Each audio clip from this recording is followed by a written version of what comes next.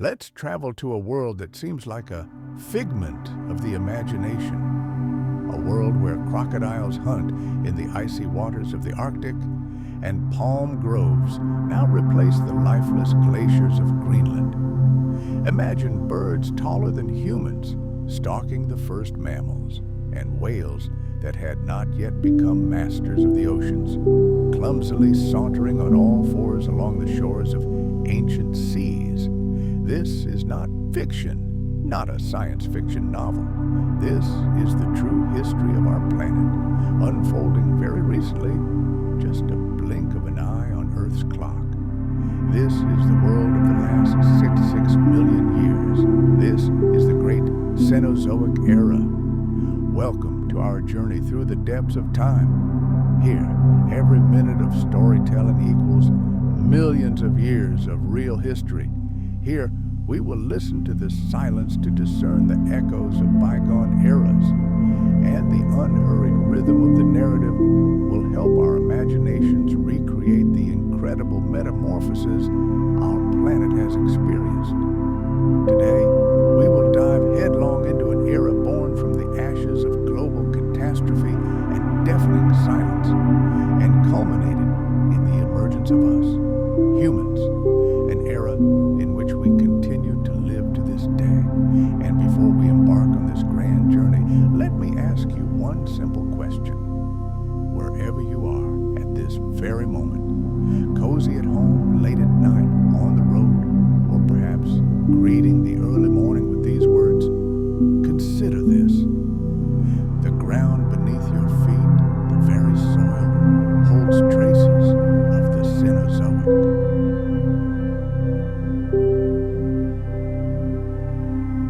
Whether in the rocks left by seas that retreated millions of years ago, or in the fossilized bones of the wondrous creatures that once roamed these very places, the era we will pass through is still here, below us, above us, in the very air we breathe. And now, let's take the first step into the past.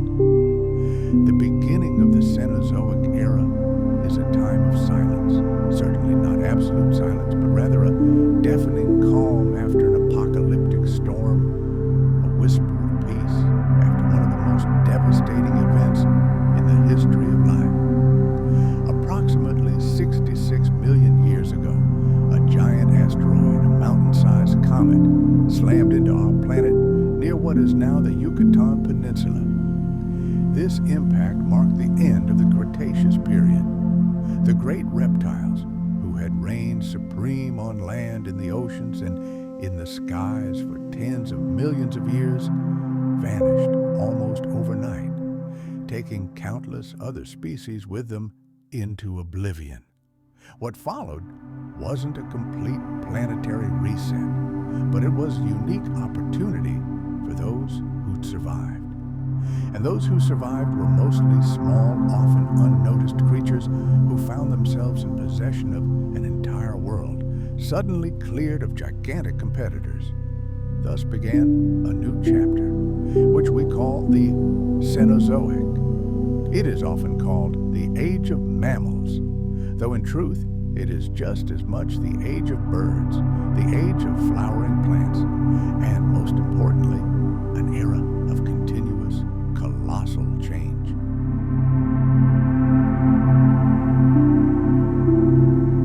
When we reflect on such long stretches of history, it's easy to succumb to the temptation to imagine them as static, as if, after the dinosaurs left the stage, mammals simply marched in a steady march along the evolutionary path straight to us.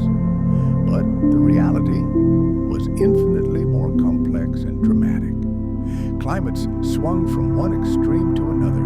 Oceans advanced and retreated, drowning entire continents, which in turn drifted and collided with each other. Entire ecosystems emerged, only to be completely rebuilt again and again. The Cenozoic wasn't simply a stage on which mammals grew ever larger.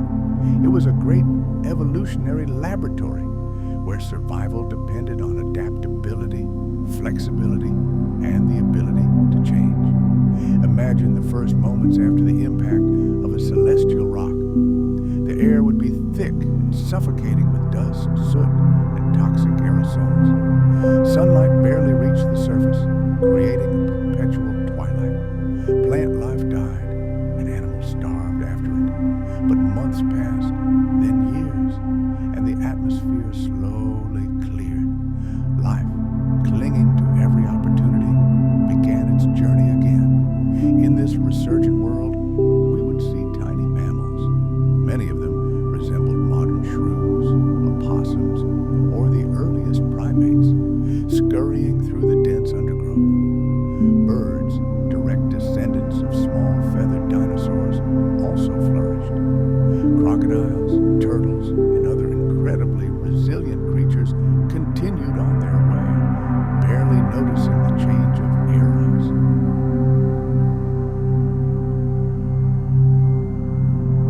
The New World was somehow familiar, yet at the same time eerily empty, full of ecological niches and opportunities that had not existed when the planet was dominated by massive sauropods and tyrannosaurs.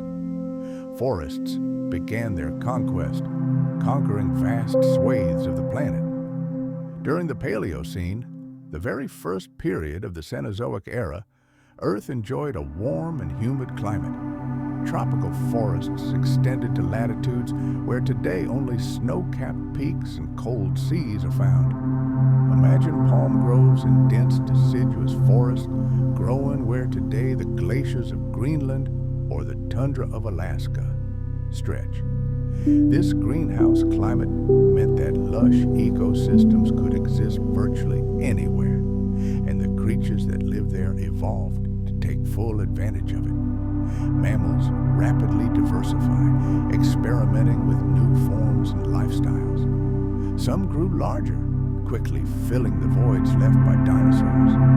Others remained small, but developed highly specialized traits. The first primates emerged with their prehensile paws and forward-facing eyes, traits that laid the foundation for the very evolutionary lineage that would much later lead to the emergence of humans. The oceans, too, were full of survivors and innovators. Sharks, which had plied the seas for hundreds of millions of years, remained at the top of the food chain. Bony fish became even more diverse. Marine lizards, such as the mighty mosasaurs, disappeared along with the dinosaurs, but their place was not vacant for long.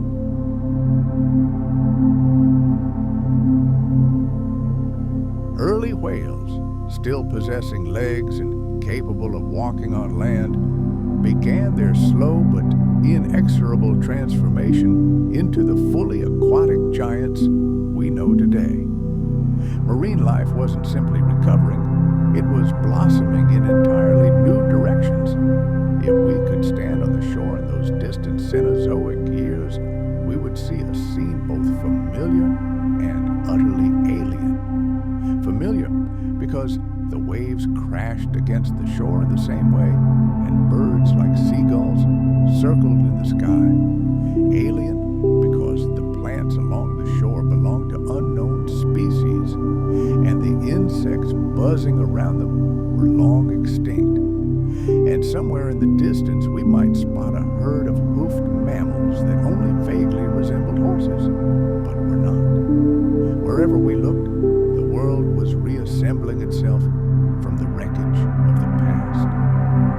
What makes this era so fascinating is the incredible speed of change. In just a few million years, which sounds like an eternity to us, but is only the blink of an eye on the geological clock, mammals diversified into a huge variety of forms. Some acquired hooves and peacefully grazed on lush vegetation. Others evolved into predators with razor-sharp fangs and powerful jaws. Rodents emerged, their ever-growing teeth allowing them to feed on seeds and tough stems. Bats mastered the sky and learned to navigate by sound. And primates, initially small and arboreal, began their long journey of exploration and adaptation.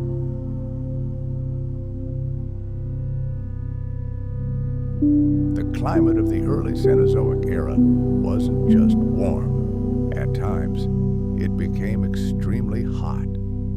About 55 million years ago, during the so-called Paleocene-Eocene thermal maximum, global temperatures soared to unimaginable levels, likely due to massive carbon emissions into the atmosphere. The polar regions became virtually subtropical, and forests stretched from pole to pole. Crocodiles swam in what is now the Arctic Ocean. Imagine a world without a single ice cap, covered in lush vegetation in areas we now associate with permafrost.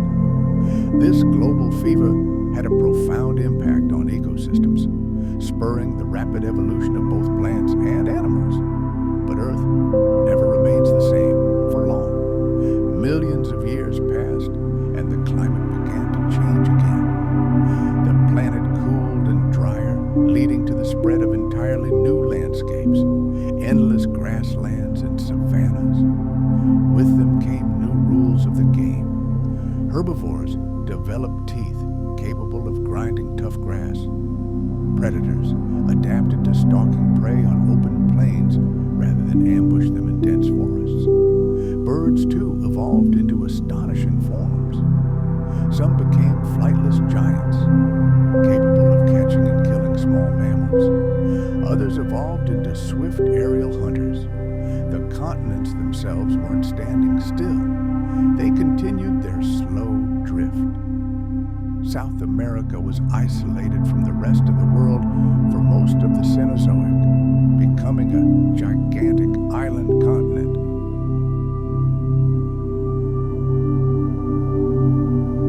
A completely unique fauna developed there. Enormous, flightless birds of prey, giant sloths the size of elephants, and armored mammals resembling living tanks. Australia, also isolated, became the kingdom of marsupials, which occupied the same ecological roles as placental mammals on other continents. Over time, the collisions of continents created new mountain ranges and altered ocean currents. For example, the uplift of the Himalayas resulting from the collision of India with Asia not only forever changed the face of the planet, but also had a profound impact on the global climate, altering wind patterns and rainfall patterns.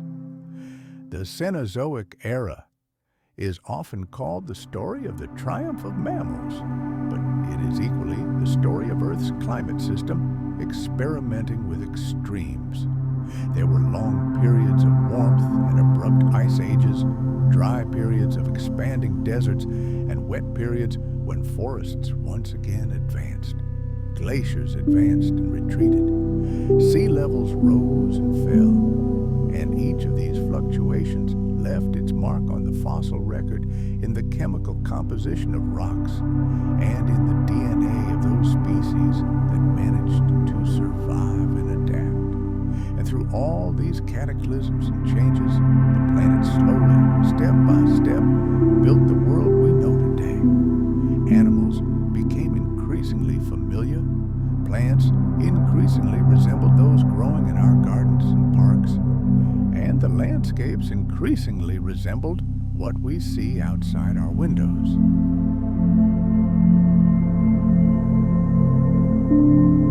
Let's travel to ancient Australia, a continent isolated from the rest of the world for millions of years. Here, evolution took its own, entirely unique path, giving birth to a world of giants. Imagine colossal kangaroos taller than humans, the monstrous marsupial rhinoceros, Diprotodon, and a terrifying predator known as Thalocalio, or marsupial lion. But then a new, unprecedented predator sets foot on the continent, humans, and soon after, all these amazing creatures disappear from the face of the earth. The true causes continue to be debated to this day, but most scientists agree that hunting and large-scale landscape changes caused by the burning of vegetation by early settlers played a key role. A similar but even more devastating drama unfolded across the vast expanses of North and South America. Somewhere between 15 and 10,000 years ago, just as humans were settling these lands and the great glaciers were retreating, the continent lost its titans. Colossal mammoths, mighty mastodons, giant ground sloths the size of elephants, terrifying saber-toothed cats, American lions, the list goes on and on. It was a true massacre of the Cenozoic Era, one of the most rapid and devastating extinctions, forever wiping out from the face of the planet a whole constellation of giants that defined the Pleistocene prairies. In Eurasia, the scenario was different, more drawn out, but the outcome was the same.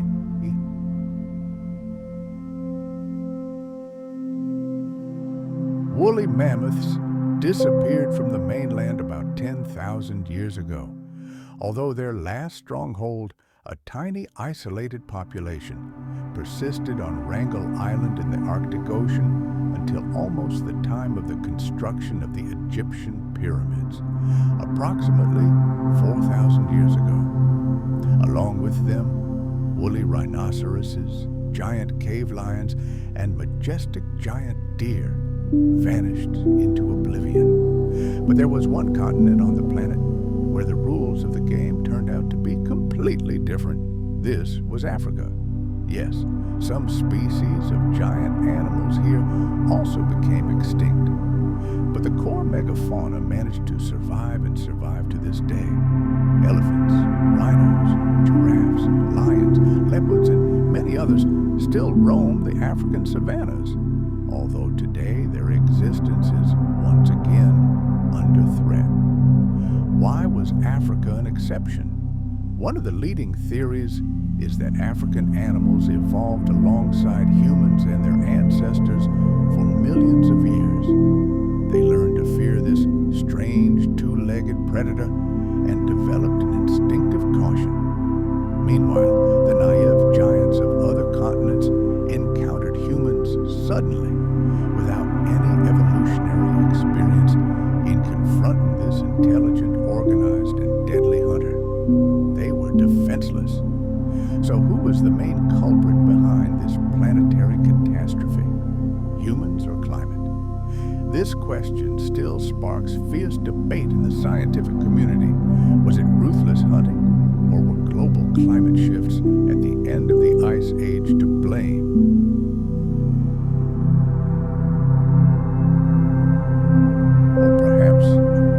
Combination of factors, with humans delivering the final fatal blow to populations already weakened and pushed to the brink of extinction by nature itself. The evidence against humans is compelling. The timing of the disappearance of giants on different continents coincides strikingly with waves of human settlement. Archaeological finds, ancient campsites, and butchering sites leave no doubt. Humans actively hunted megafauna, and the ruthless numbers from mathematical models paint a grim picture. Even a relatively low level of hunting, coupled with the extremely slow reproduction rate of these enormous animals, could have led to their complete extinction in just a few centuries or millennia. But blaming everything on humans alone would be unfair. Climate also played a fatal role.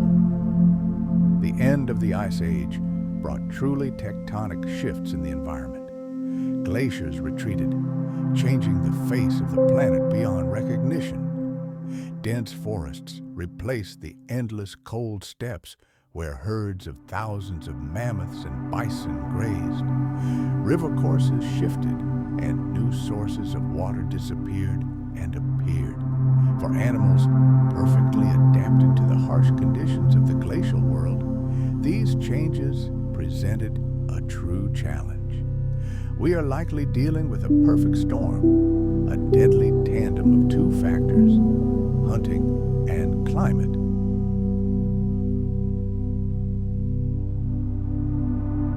Humans proved to be the final straw that broke the back of the megafauna, pushing species that were already desperately fighting for survival in a rapidly changing world to the brink of extinction. The departure of these giants left a gaping hole in ecosystems. Large herbivores were true landscape engineers. They trampled vegetation, creating open spaces, transported seeds over vast distances, and even influenced nutrient cycling in the soil. Without them, the face of entire continents began to change. In some places, dense forests overtook everything, while in others, the threat of catastrophic fires increased. Some scientists go even further, suggesting that the disappearance of these giants even affected the climate, as the reduction in grasslands that reflected much sunlight led to the darkened Earth's surface absorbing more heat. Thus, approximately 11,700 years ago, the Pleistocene epoch came to an end. The Great Ice Age gave way to a warmer and, most importantly, more stable climate. A new epoch began, the Holocene, the one in which we live to this day. Its very name, meaning entirely new or entirely recent, emphasizes that this is our time, an era that has witnessed the dawn of human civilization and an unprecedented transformation of the entire planet. The beginning of the Holocene was marked by a sharp warming. Ice caps retreated toward the poles, sea levels rose, and dense forests grew in place of the tundra.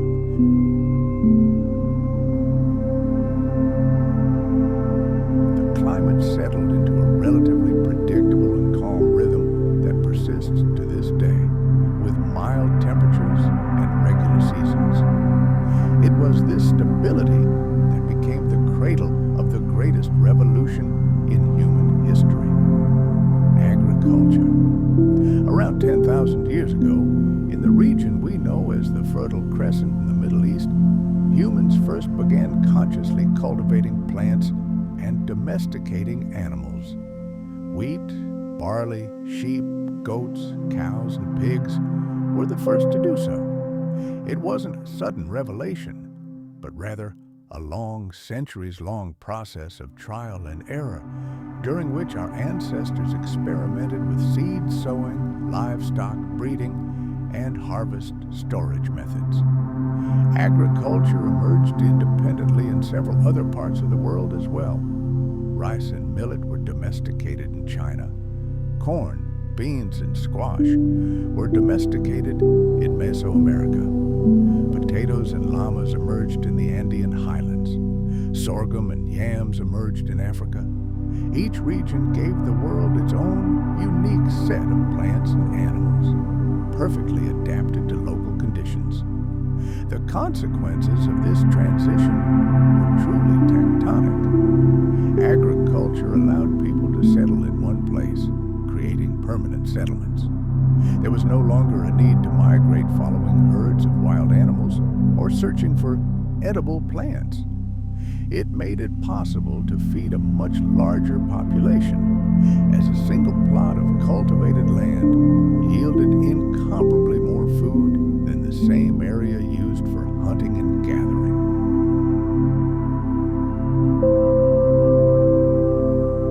This, in turn, led to a more complex society.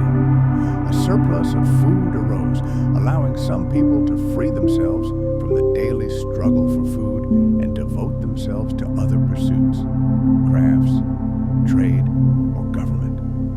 From these modest agricultural communities, cities, states, and ultimately powerful civilizations began to spring up like mushrooms after a rain.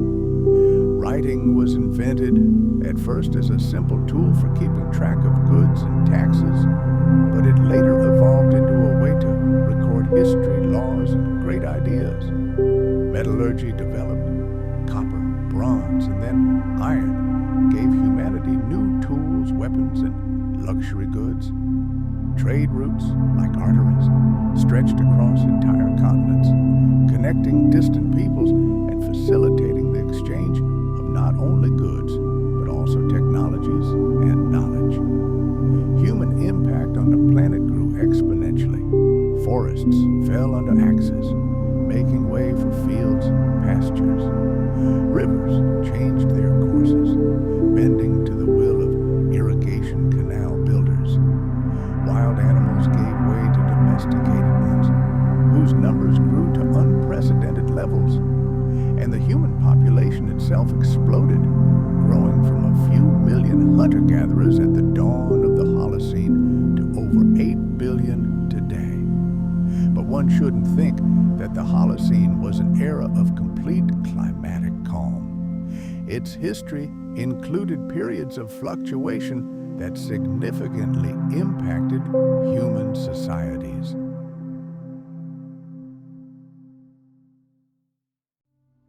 For example, the Holocene climatic optimum, approximately 9,500 years ago, brought warmer and wetter conditions, which facilitated the spread of agriculture. But there were also cold, arid periods that caused crop failures, famines, and even the collapse of entire civilizations. The Little Ice Age, which lasted from approximately 1300 to 1850 AD, brought cooling to the northern hemisphere, affecting crop yields, triggering epidemics, and even altering the course of political events.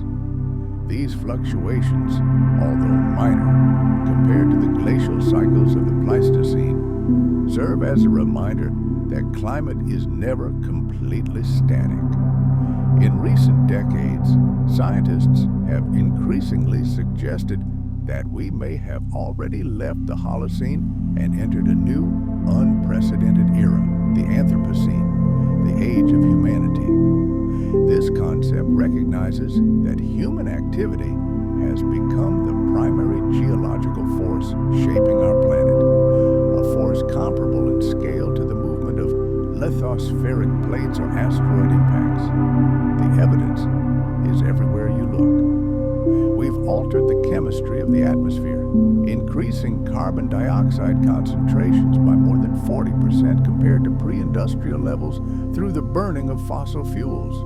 We've reshaped the land, turning forests, steppes, and swamps into fields, cities, and roads. We've dammed rivers and drained entire lakes.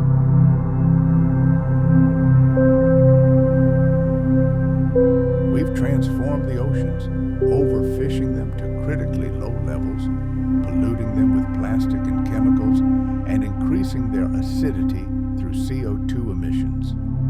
We've triggered the 6th Great Extinction in the planet's history. Species are disappearing at rates hundreds and thousands of times higher than natural background rates, a rate not seen since the extinction of the dinosaurs. And we've changed the climate, warming the planet at a rate almost unprecedented in geological history. Global temperatures have risen by about 1.1 degrees Celsius since the late 19th century, and the process continues. Ice sheets are melting, sea levels are rising inexorably, and extreme weather events are becoming more frequent and destructive. A heated debate is underway. Should the Anthropocene be officially recognized as a new geological epoch? Some scientists argue that our impact is already so profound and irreversible that it deserves its own entry in the Earth's geological record. Others argue that it is too early to judge the long-term consequences or consider the term overly politicized. But whether or not this word appears on official geological maps, the point is clear. Humans have become a force of nature, capable of altering the course of evolution and geology across the entire planet.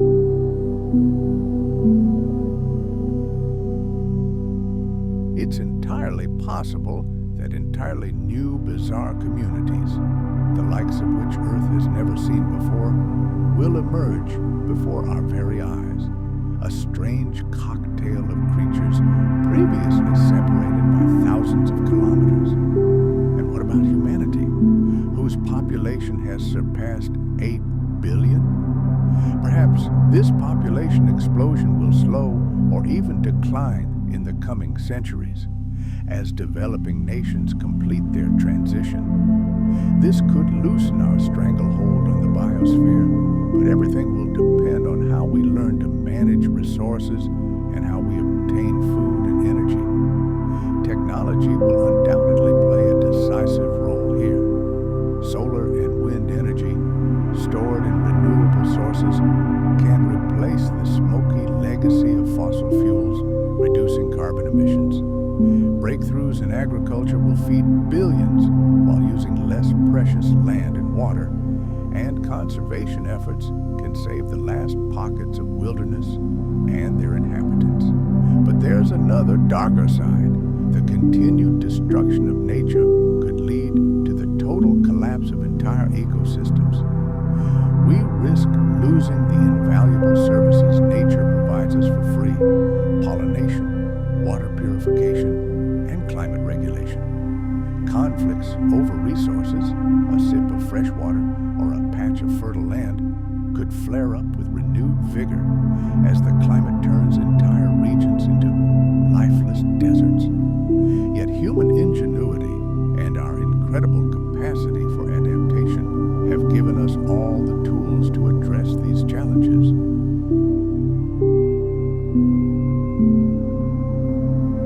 We have the knowledge, the technology, and the power of global cooperation to build a more sustainable future. Only one question remains: will we have the will to act? Let's step back for a moment and take a bird's-eye view of our entire history.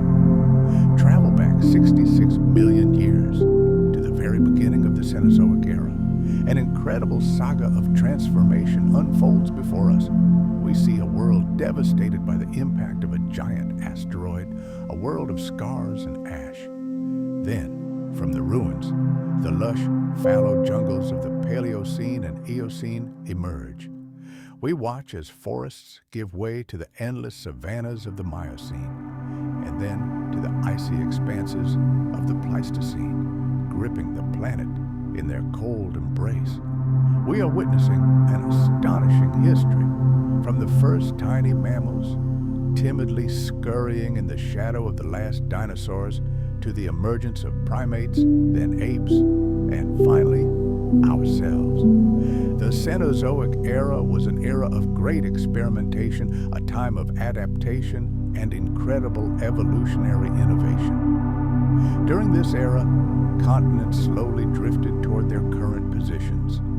Oceans were born and died. The planet's climate swung from one extreme to another, from unbearable heat to icy cold and back again.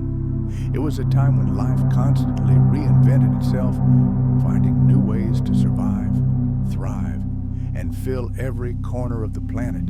And ultimately, it was this era that gave birth to us. We are the direct result of these 66 million years of evolution.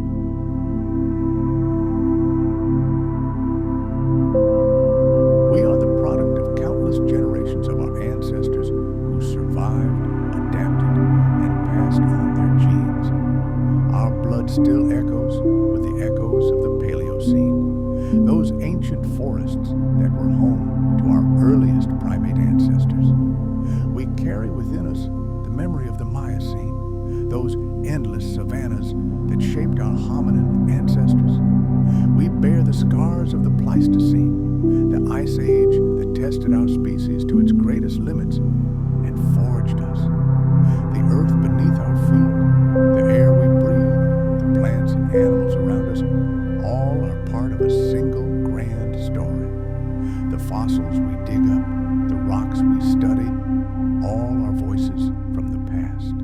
They tell us of a world that was utterly different, yet at the same time surprisingly connected to our own. The Cenozoic reminds us that change is the only law of this world. Continents will continue their slow journey, climates will change, species will evolve, adapt, and sometimes disappear forever. Such is the nature of our planet. It never stands still, it is always in motion. But this story also reminds us of our unique role. We are the first species on this planet capable of understanding this history, studying the past, and drawing conclusions about the future. We are the first species with the power to alter the very course of evolution, influence the climate, and decide the fate of countless other creatures.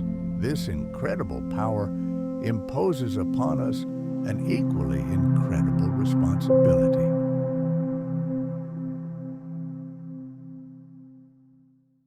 When the climate changed, ecosystems changed, and species had to either adapt or go extinct. This total interconnectedness is as real today as it was 66 million years ago. We are part of this web of life, not its masters. Our survival directly depends on the health of the ecosystems that provide us with food, water, air, and thousands of other invisible but vital services. When our machines destroy forests, we don't just fell trees, we destroy the homes of countless species. We disrupt the water cycle, we release carbon stored in the soil for millennia, we alter climate patterns. The consequences, like ripples in water, spread across the planet, affecting regions thousands of kilometers away. When we emit carbon dioxide into the atmosphere, we don't just warm the air, we melt ice sheets, raise sea levels, alter ocean currents, acidify water, and shift species habitats. We alter the frequency and severity of extreme weather events. The entire planetary system trembles and responds to our actions. Understanding this interconnectedness is not new. Ancient cultures around the world recognize this for millennia, living in harmony with nature and respecting its balance. But in the modern era, we seem to have forgotten this wisdom, beginning to view nature merely as a storehouse of resources to be exploited, rather than as a living system of which we ourselves are a part.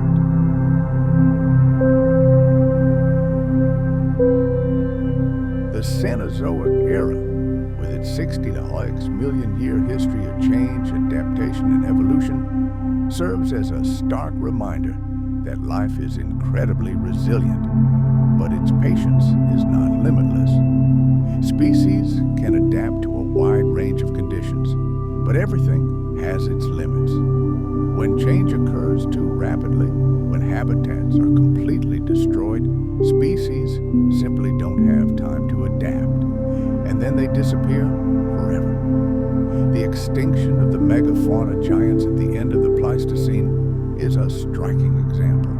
These majestic animals survived numerous glacial cycles, adapting to some of the harshest conditions in Cenozoic history.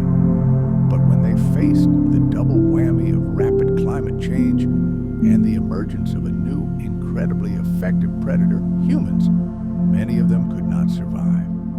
We are the heirs of this long and dramatic history. We carry the DNA of species that survived catastrophes and adapted to changing worlds. But we also bear responsibility for what comes next. The Cenozoic Era continues.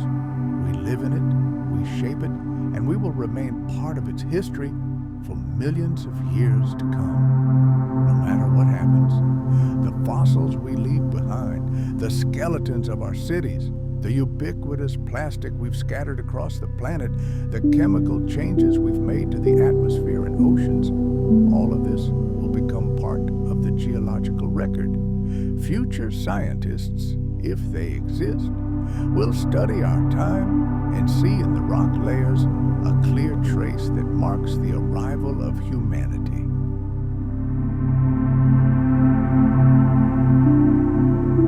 They'll see sudden spikes in extinctions, changes in sediment composition, the presence of materials never seen in nature. They'll easily recognize our impact. But what else will they see? Will they see evidence that we've recognized our impact and taken steps to change course? Will they see evidence of reforests, protected ecosystems, a stabilizing climate? Or will they see only a history of continued destruction and avoidable loss? The answers to these questions depend on what we do right now. There's something deeply comforting about contemplating geological time. When you look at the world on a scale of millions of years, our own worries and concerns seem insignificant. Not in the sense that they're unimportant, but that they're just a tiny part of something much larger. Imagine for a moment a small primate perched on a branch in a dense Eocene forest 50 million years ago. It doesn't know that its distant descendants will one day stand on two legs, build cities, and reach for the stars. For its world is all there is. Its life is focused on finding food, escaping predators, and perhaps caring for its young. And yet, without realizing it, he was part of something immense, part of a lineage that stretched back millions of years and into the future.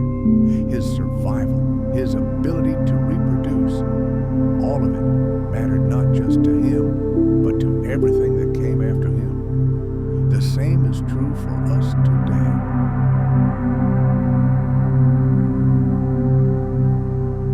An eternity filled with evolution, adaptation, and nature's ingenious discoveries. What will the world be like in the next 66 million years? No one knows. But it is our decisions today that pave the paths of history, determining which future scenarios will become possible. Scattered across the globe are places where the book of the Cenozoic Era still lies open to the public, where rocks preserve the imprints of long-vanished worlds. Imagine the Green River Basin in Wyoming, USA.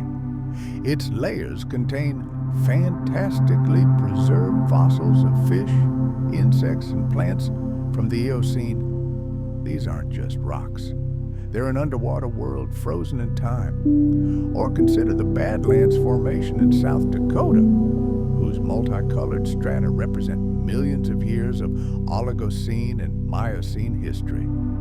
And what about Olduvai Gorge in Tanzania?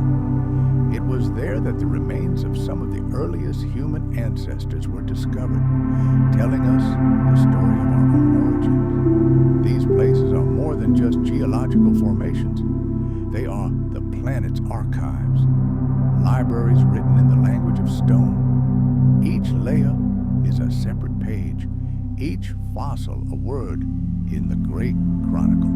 Together, they tell of a planet that was simultaneously painfully familiar and utterly alien. If we found ourselves in one of these places, we need only pause for a moment and let our imagination run wild. Imagine the ancient waters that once covered these cliffs, slowly depositing sediment that became stone.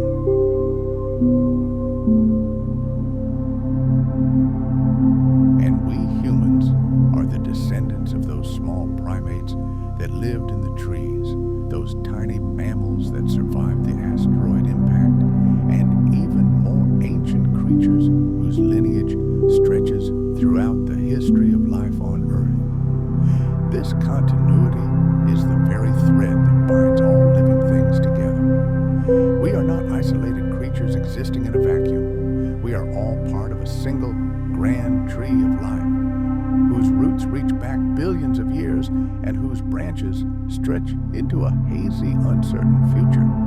Every species inhabiting the planet today represents an unbroken line of evolutionary success, an endless chain of survival and reproduction that reaches back to the very first forms of life. The DNA of every creature records an entire epic of all the challenges, all the adaptations, and all the lucky breaks that allowed its ancestors to survive to this day.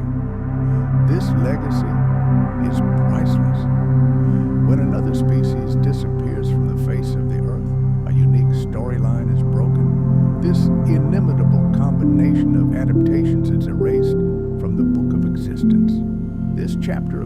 history is gone forever, without the possibility of recovery.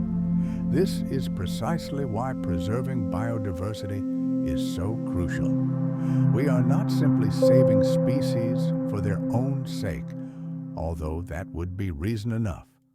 We are saving history itself, preserving the living results of millions of years of evolution, preserving the potential for future adaptations and discoveries.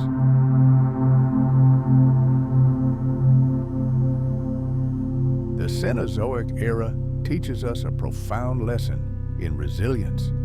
Time and again, life faced challenges that seemed utterly insurmountable, and yet it persevered.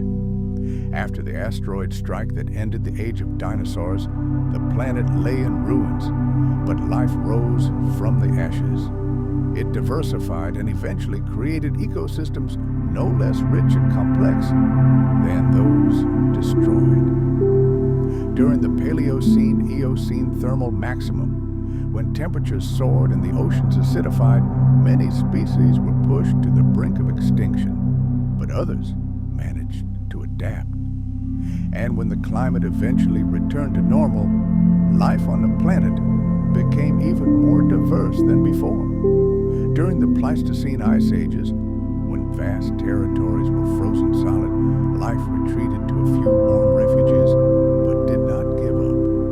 And as soon as the ice began to melt, life surged back, colonizing lands that only yesterday had been lifeless, icy wastelands. This resilience doesn't mean individual species are invulnerable. Many species became extinct during the Cenozoic, and these losses were real and permanent. But life as a global system, as an eternal process, has always found a way. This distinction is crucial. Specific species may disappear, and their loss is profoundly significant. But life as a whole has demonstrated an astonishing ability to recover and reinvent itself. This fact should inspire both hope and caution. Hope, because it demonstrates that even in the face of the most dire catastrophes, life can endure.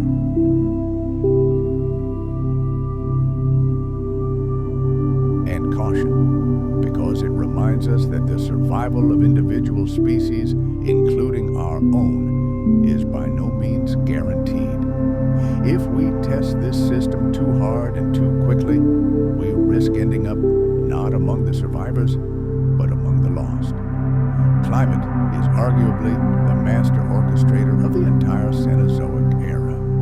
From the greenhouse conditions of the Paleocene and Eocene to the glacial cycles of the Pleistocene, climate change shaped ecosystems, guided evolution, and determined which species would thrive and which would struggle.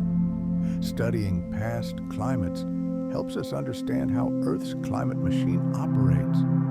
We can see how carbon dioxide affects temperature, how ocean currents transport heat across the planet, and how ice sheets grow and melt. This knowledge is critically important today as we face contemporary climate change. We're not treading water blindly. We have 66 million years of geological data on how Earth responds to different conditions, varying CO2 levels, and the different positions of the continents. The Cenozoic Era shows us that our planet could be much warmer than it is now. During the Eocene climate optimum, average temperatures were likely 10 to 15 degrees Celsius above pre-industrial levels. The polar ice caps melted and dense forests sprang up in their place. Crocodiles swam carefree in the waters of the Arctic Ocean. Life adapted perfectly to these conditions, but the transition to this warmer climate took millions of years.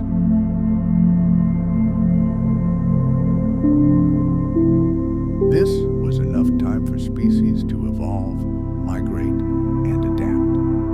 Modern climate change, however, occurs on a time scale of decades. This is a pace that the vast majority of species simply cannot keep up with. But the Cenozoic also teaches us that change can be sudden. The Paleocene-Eocene thermal maximum led to a temperature jump of several degrees in just thousands of years, the blink of an eye in geological terms. This event triggered mass extinctions in the oceans and a dramatic restructuring of ecosystems on land. And if such a thing can happen naturally, it can certainly happen as a result of human activity and at a much faster rate.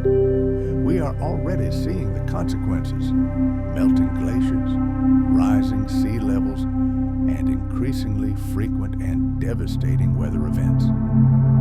The question isn't whether the climate will change. It already is.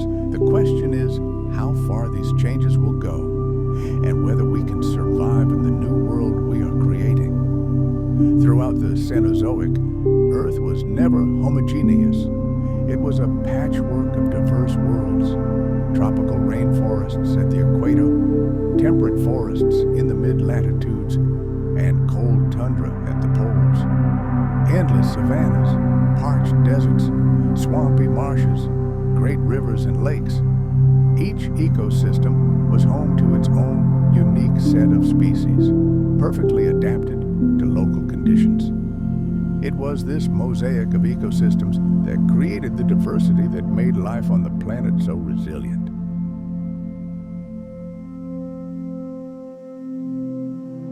Thanks to them, we can reconstruct their appearance, understand how they moved across ancient landscapes, what they ate, and how they survived in their harsh worlds. Imagine a gigantic mosaic, a picture of the history of life, and each new discovery a precious fragment falling into place, filling another gap in our knowledge. Sometimes this fragment merely confirms our suspicions, strengthening the overall picture. But sometimes it turns everything upside down, revealing that the ancient world was far more bizarre and diverse than we could have imagined. Modern technology has revolutionized paleontology. Computed tomography, for example, allows us to peer inside fossilized bone without damaging it, as if with X-ray vision. We can see the finest details of its internal structure hidden from view for centuries. Chemical analysis of rocks can tell us about the diet of an ancient lizard, the climate of its era, and even how fast it grew. And genetic studies of fragments of ancient DNA, miraculously preserved in fossils, shed light on the relationships of extinct species and even their behavioral patterns. These incredible tools have literally opened new windows into the past, allowing us to reconstruct prehistoric worlds with unprecedented accuracy. We can now accurately determine the temperature of ancient oceans millions of years ago. We can map the migration routes of entire herds of prehistoric giants.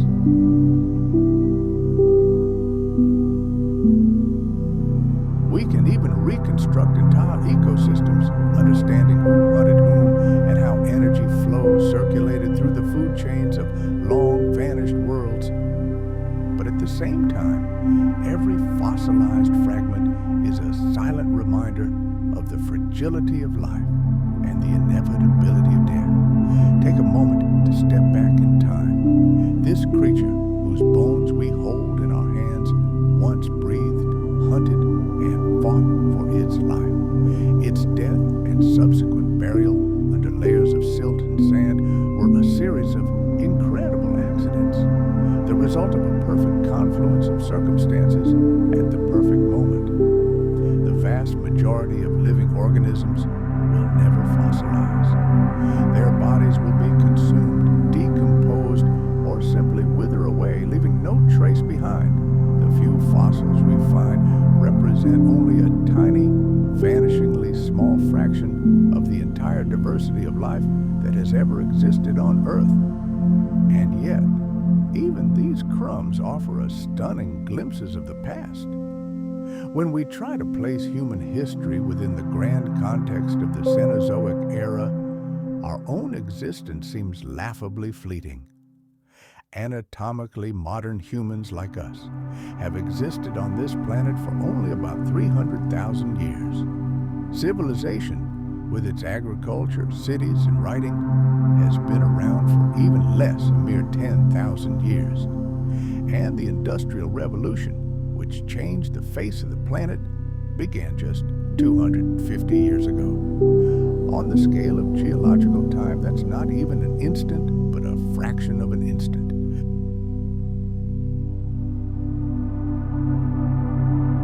Imagine this. If we were to compress the entire 66 million years of Cenozoic history into a single calendar year, humans would only appear on the planet on the last day of that year, and our entire industrial era would be the last second before the chimes of New Year's Eve. And yet, in this vanishingly short period of time, we have managed to transform the Earth beyond recognition. We have spread across every continent. We have changed the landscape, the composition of the atmosphere, and the chemistry of the oceans. We have become the dominant species on which the fate of countless other creatures depends. This perspective is certainly thought-provoking and humbling. We are merely visitors here, newcomers, one of millions of species, present on the planet for only a tiny fraction of its vast history. Yet, our impact has been completely disproportionate to this brief span. It serves as a reminder that in this world, nothing lasts forever and nothing is guaranteed. Species emerge and disappear, great civilizations collapse, and the climate is constantly changing. If we want to survive in the long term, we will have to adapt, learn, and make decisions that will secure our future. The entire history of the Cenozoic Era is a profound lesson in the inevitability of change. The question isn't whether it will happen, but how we will respond. Will we adapt, as millions of species have done before us? Or will we desperately cling to old habits that no longer work in this new world?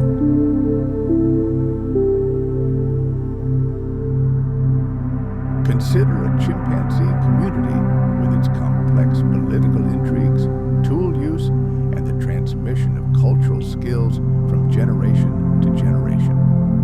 And finally, we humans, with our languages, technologies, societies, art, and science. We could say that we currently represent the pinnacle of this complexity in the Cenozoic Era, but we do not stand alone. We are part of the same great evolutionary tree, a link in the same endless chain of adaptations and innovations. But for every success story in the Cenozoic, there are dozens of stories of failure.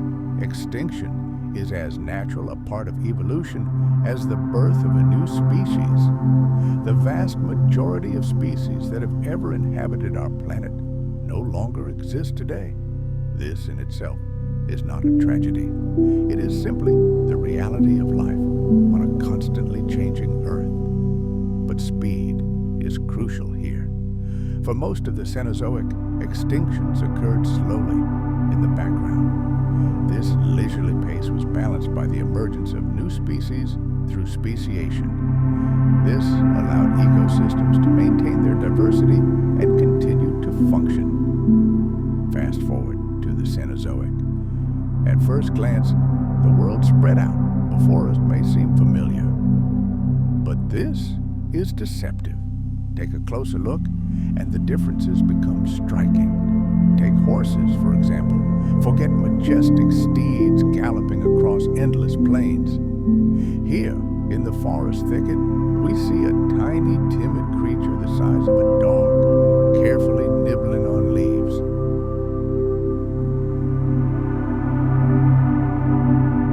It bears no resemblance to the tall, graceful animals we know today. And elephants? Their lineage at that time was full of nature's most bizarre experiments. Imagine their relatives, some of whom had 4 tusks, while others had jaws like giant shovels, created for some purpose unknown to us. Even in the oceans, we see echoes of the past. Whales still carry the ghost of terrestrial life within their structure. Their anatomy is a living chronicle of their long journey from land to the depths of the sea. And the first apes and human ancestors are already appearing on the trees, but they are just one of many branches on a gigantic, ever-changing tree of life, full of trial and error in the evolution of form and behavior. It's important to understand one thing. In telling this story, we see it as a path from the past to the future.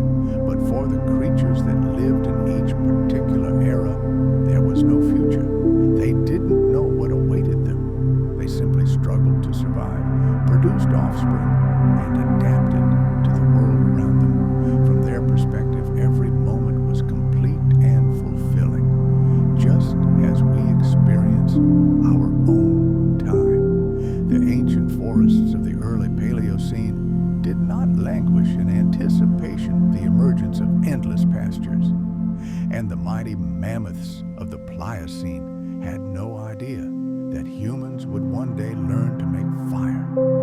Every moment was their present, their now, filled with its challenges, its dangers, and its opportunities. This is the Cenozoic.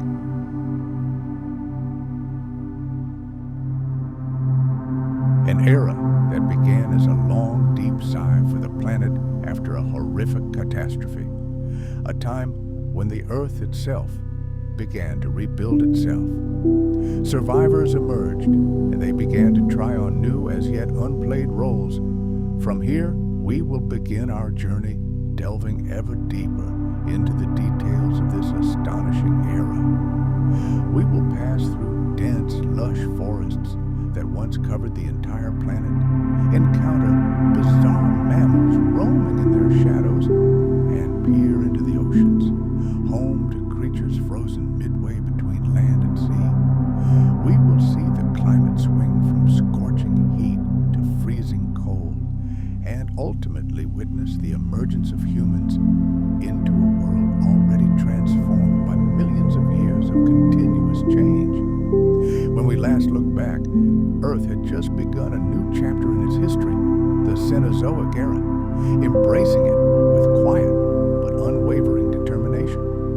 Life was slowly returning after the unimaginable chaos wreaked by the impact of a giant asteroid.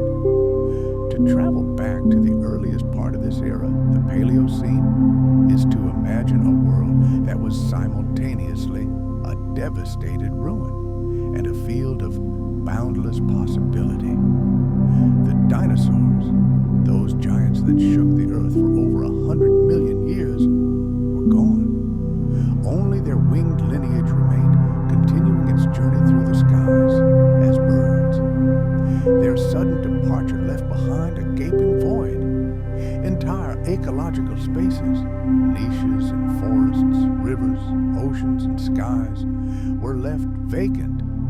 Yet they had once been densely populated.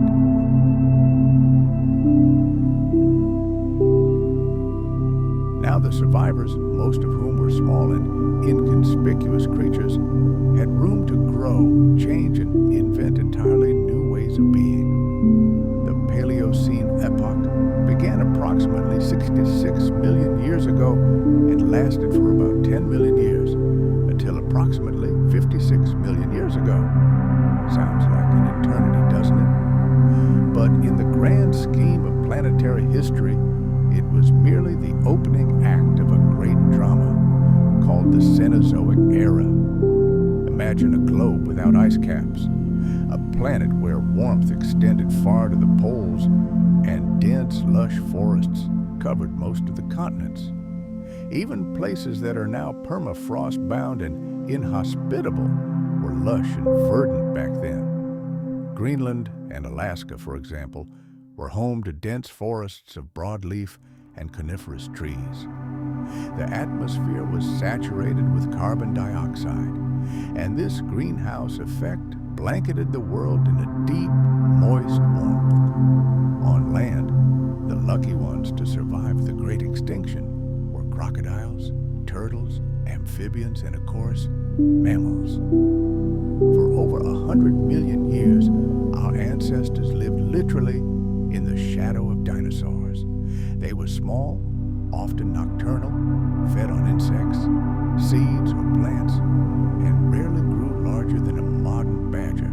But after the catastrophe, when giant predators and competitors disappeared, it was these humble mammals that began to rapidly evolve, giving rise to new astonishing forms. Of course, they didn't transform into giant elephants or bison overnight.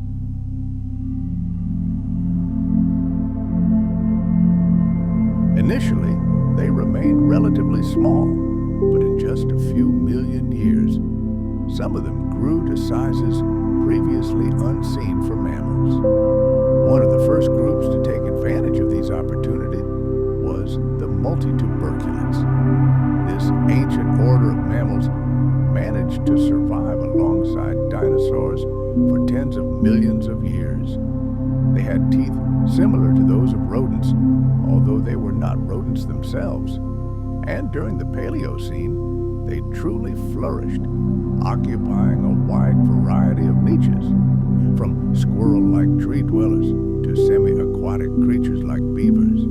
For a time, they became some of the most successful mammals in history, but their triumph was short-lived. Ultimately, they lost the evolutionary race to true rodents, who ousted them from the arena. At the same time, the ancestors of modern animal groups also began to emerge. For example, it was during the Paleocene that early primates emerged. These were tiny, tree-dwelling creatures. Their key advantage was their tenacious paws with grasping fingers, which allowed them to masterfully navigate the dense forest canopies.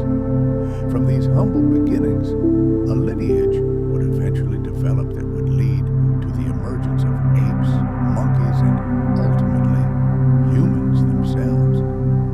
But in those distant times, they were merely small nocturnal creatures scurrying through the dense foliage of the lush Paleocene jungle. So who hunted in these primeval forests? Forget the cats, dogs, or bears we're used to.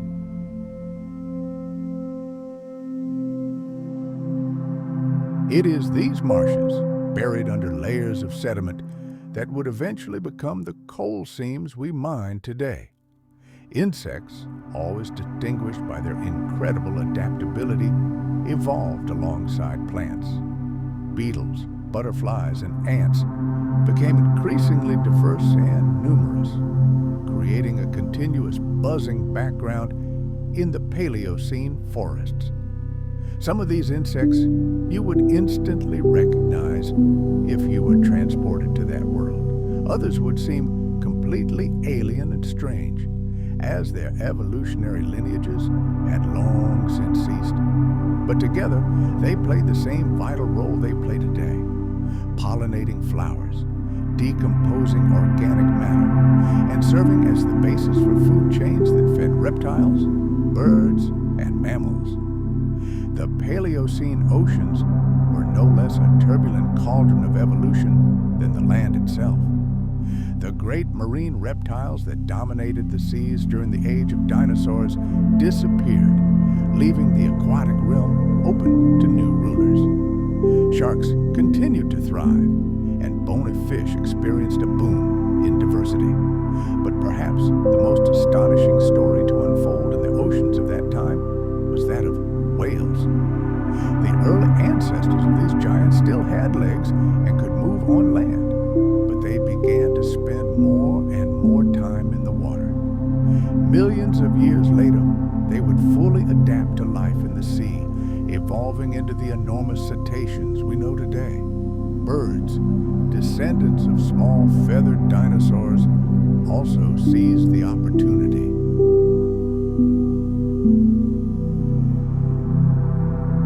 During the Paleocene, they spread to every corner gigantic flightless forms that towered over mammals and occupied the niche of top predators. In South America, then an isolated continent, enormous flightless birds with massive axe-like beaks became true kings of the hunt, a role they held for millions of years. Meanwhile, smaller birds occupied familiar niches. Some fed on seeds, others on insects, and still others caught fish, just like their modern relatives. If you could stand on a hill in the Paleocene era and survey the landscape, the first thing you'd notice would be how strange and unfamiliar the animals looked. There would be no horses, cats, elephants, or bears. Instead, mammals roamed the land, seemingly vaguely familiar, yet somehow off, as if they'd been drawn from memory by someone who'd only heard them described. A hoofed animal might resemble a pig, but with completely different teeth. A predator might resemble a dog, but with a completely different head. And birds might look like giant cranes or ostriches, but with a far more menacing and predatory appearance. Vegetation would have been lush and tropical, extending far into regions now frozen or parched by heat. It might be easy to think of the Paleocene as simply a period of recovery after the Great Dying, but it was much more. It was a time when ecosystems were reinventing themselves, without giant dinosaurs dominating all life.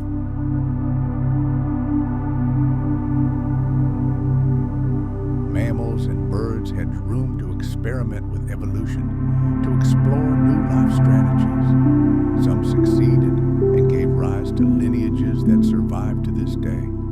Others were merely temporary experiments, blazing brightly, thriving for a time, and then vanishing forever. The tapestry of life was being woven anew, and its pattern was strikingly different from what had gone before. Climate played a decisive role in shaping this era. The Paleocene was generally warm, but there were also fluctuations, periods of cooling and warming that forced ecosystems to adapt. Toward the end of the era, global temperatures began to rise sharply, leading to an event known as the Paleocene-Eocene thermal maximum. This brief but incredibly intense period of warming dramatically changed the world, as we'll discuss later. But even before it began, the planet was already on a path to great change. The catastrophe had passed, and the stage was set for truly titanic transformations. Fast forward to the Paleocene epoch. The world map of that time would look completely unrecognizable to us. The continents had not yet settled into their familiar positions. North America and Europe, for example, were much closer together, connected by land bridges. These ancient highways allowed animals to migrate freely between the future continents. At the same time, the giant tectonic plate bearing India was inexorably creeping northward toward Asia.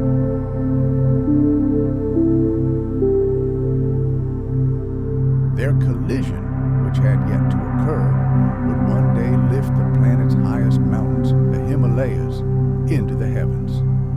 South America was a true lost world, an isolated island continent where evolution had taken its own unique path, giving rise to a bizarre and unique fauna. And far to the south, Australia was just beginning its slow drift, breaking away from the ice cap of Antarctica. This break would eventually open the way for powerful ocean currents that would radically alter the climate of the entire planet. The world's geography was in constant flux, creating new landscapes, new conditions, and new challenges for nascent life. Let's imagine for a moment what it must have been like to be one of the first large mammals to roam these prehistoric landscapes. For tens of millions of years, their ancestors were forced to remain tiny, almost invisible creatures hiding in the shadows of colossal dinosaurs. But now that those giants were gone forever, a whole world opened up before them. There was room to grow, to try new foods, to experiment with body shapes and behaviors. Here, for example, is Pantodon, clumsily gnawing on succulent leaves in the warm, humid forest.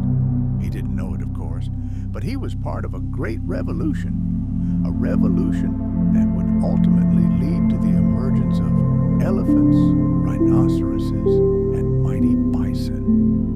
And somewhere in the branches above him, a small, squirrel-like primate hops.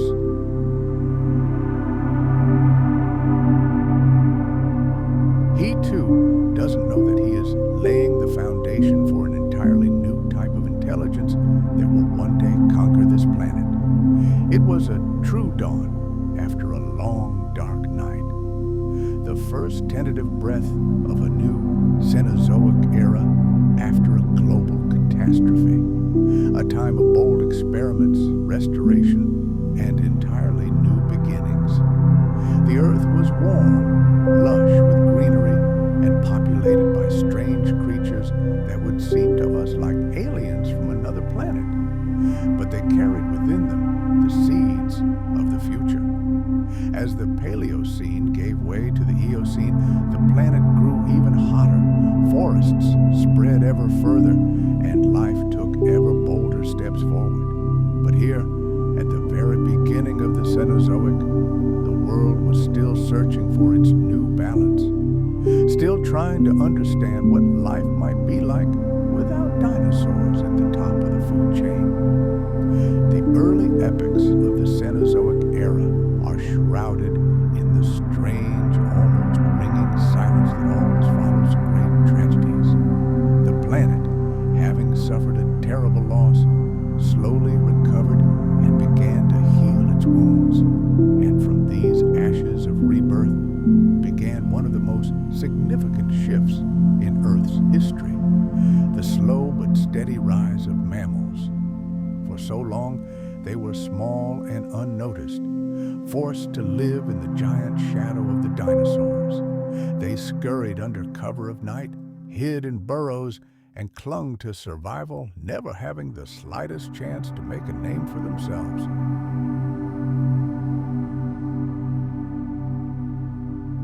But when an asteroid rained down a fiery hill from the skies and cleansed the Earth of its great reptiles, these eternal outsiders stepped into a world suddenly wide open. What followed was the birth of a new era, the age of mammals. To grasp the full depth of this change, one simply needs to imagine the contrast. Before the extinction, ecosystems were built around massive, herbivorous dinosaurs that devoured entire forests, and even larger predators that hunted them. Mammals in that world were supporting players, extras, rarely larger than a modern raccoon, and most were even smaller, closer to mice. Their entire evolution was geared toward survival on the margins of life. Sharp teeth for gnawing insects, heightened senses to spot danger and avoid being eaten or crushed, and a high reproductive rate to compensate for the constant losses. They were intelligent in their own way, but their development was constrained. The stage was occupied, and there was simply no room for them. After the asteroid impact, this scene became empty, as it hadn't been for over 100 million years. The great lizards vanished, the skies cleared, and the earth was full of warmth and food. For mammals, this was a once-in-a-geological age opportunity. In the Paleocene, and especially in the Eocene that followed, they began to take on the most bizarre forms. It was as if evolution itself had opened its creative workshop and begun exploring every conceivable design.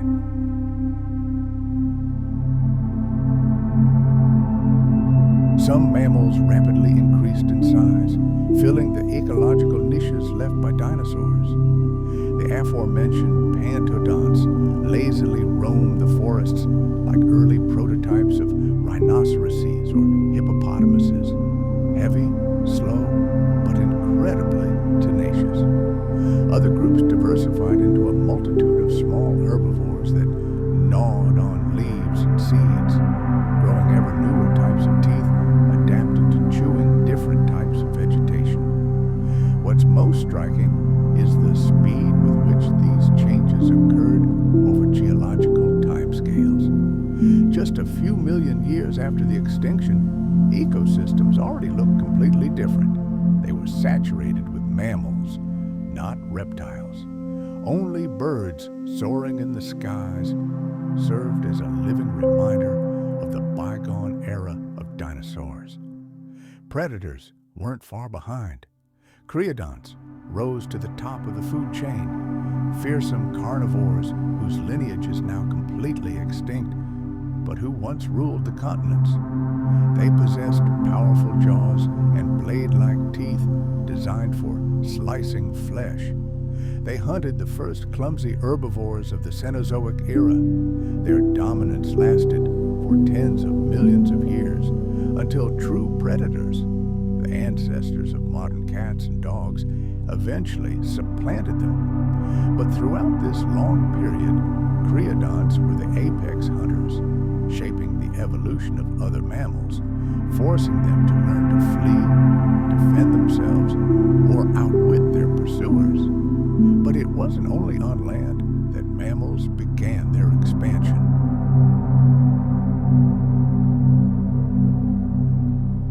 In the water, a completely new, exciting chapter was opening. Can you imagine that the ancestors of whales were land animals? They were small ungulates, distant relatives of modern deer and hippos.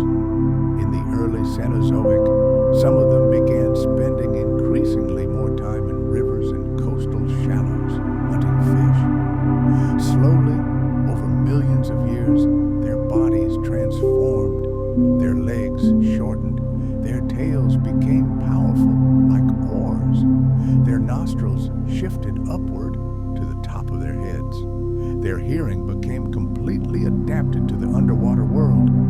By the Eocene, they had become fully aquatic, the very first whales still bearing the tiny remnants of hind legs, but already sleek and powerful swimmers. From that moment on, the oceans were never again without mammalian giants. Bats also emerged during this early era, taking to the skies like no mammal before them. Their wings were marvels of natural engineering, thin, delicate, and lightweight skin stretched between long fingers. They developed echolocation, a kind of natural sonar for hunting insects in complete darkness. With the daytime sky already occupied by birds, bats claimed the night air and hold it to this day.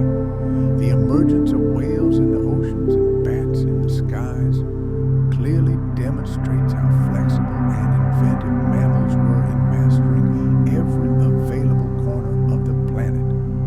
Where reptiles once reigned supreme on land, at sea, and in the air, mammals now began to occupy all key positions.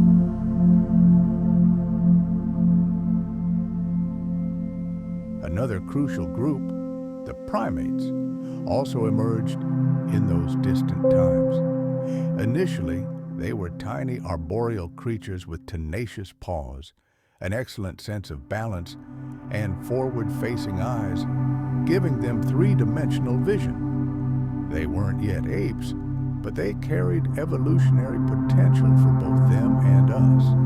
Living in dense forest canopies, they hunted insects, ate fruit, and moved along the branches with incredible dexterity. Over time, their brains began to gradually increase in proportion to their body size, and their social structures became more complex. This was a small, almost imperceptible step in the Paleocene and Eocene, but looking back, we realize it was one of the most important. This evolutionary line would ultimately lead to the emergence of humans. But back then, tens of millions of years ago, primates were just another group of small animals among many, nothing particularly remarkable, simply surviving and adapting to the changing forest around them. The forests themselves played a huge role in this story. In the early Cenozoic, the Earth was significantly warmer than it is today, and forests extended far beyond their current boundaries. Lush vegetation reached almost to the poles. Tropical and subtropical trees flourished in regions now covered in ice and snow. This green ocean provided food and shelter for rapidly developing mammals. Many of them led an arboreal or semi-arboreal lifestyle, completely dependent on the forest.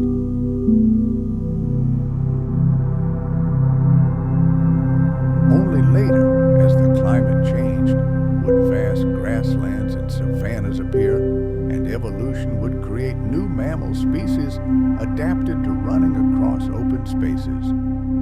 But initially, it was the forest that was the cradle of mammal diversity.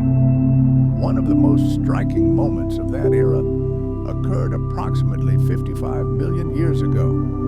This event is known as the Paleocene-Eocene thermal maximum. Global temperatures soared, likely due to colossal emissions of carbon dioxide and methane into the atmosphere. In this greenhouse world, tropical conditions spread almost to the poles. Imagine, crocodiles swam in the Arctic Ocean, and palm trees and tropical forests grew where now there is permanent snow. For mammals, this global warming catalyzed rapid evolution. Many groups spread to new regions, and their fossils suddenly appear far beyond their previous ranges. Tiny primates, the first horses no bigger than foxes, and rodent-like mammals all spread widely during this hot period. It was a true evolutionary explosion, a chance for mammals to diversify on a global scale. And this diversification affected not only size or shape, but also behavior. Mammals began to specialize their diets in ways previously impossible. Some developed powerful molars capable of crushing tough leaves. Others sharpened their teeth, transforming them into razor-sharp blades for cutting meat. Still others became omnivorous, flexible, and able to adapt to any diet.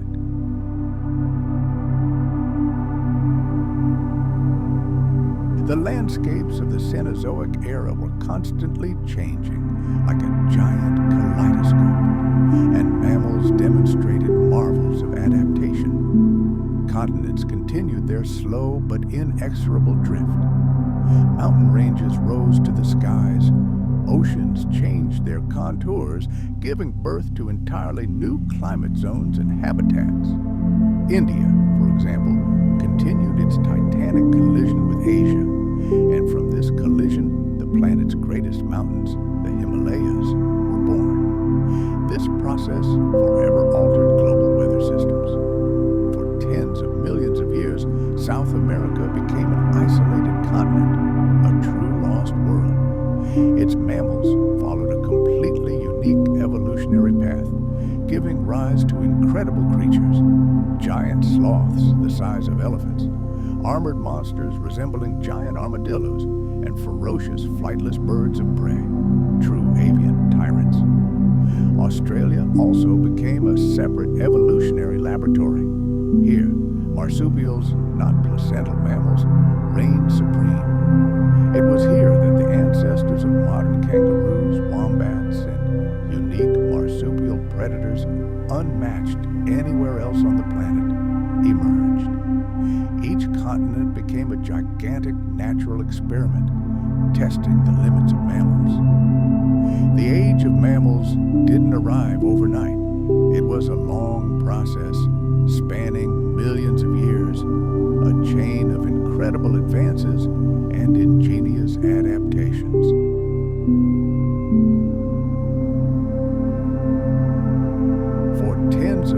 millions of years after the Great Extinction, mammals grew in numbers, increased in size, acquired the most bizarre forms, and became increasingly intelligent. They filled the vast ecological canvas, scorched by the asteroid impact, and painted it with an endless diversity of new life forms.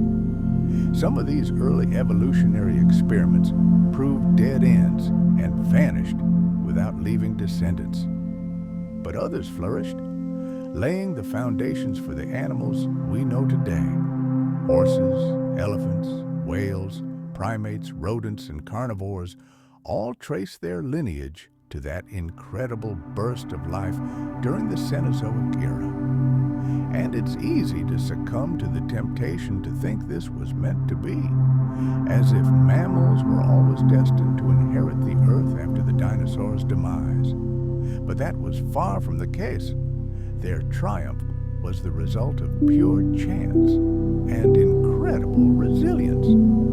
The asteroid strike could have come at a different angle, and the dinosaurs would have maintained their dominance, or mammals could have perished along with them in the apocalypse.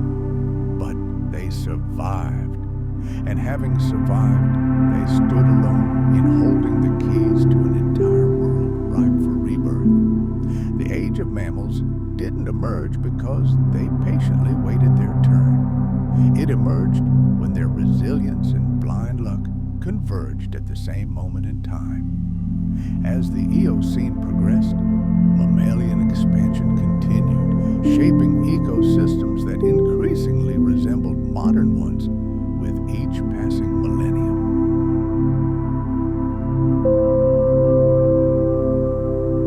By this time, predators vaguely reminiscent of early cats, herbivores resembling tapirs or deer, and some primates began to acquire monkey-like characteristics had already appeared. The world was still strange and alien by our standards, but recognizable features were emerging that had not been present in the Mesozoic era. The age of mammals had finally arrived, and life on Earth was forever changed. And while mammals were settling into this new world, the planet itself was clothed in a vast blanket of green. The Cenozoic Era, especially its early chapters, is a story about more than just the rise of animals. It's a story of forests that spread across virtually every corner of the Earth. Imagine our planet during the Paleocene and Eocene. What's the first thing you see? Trees. Endless, boundless oceans of broad leaves and tangled branches. A forest canopy obscuring much of the sky.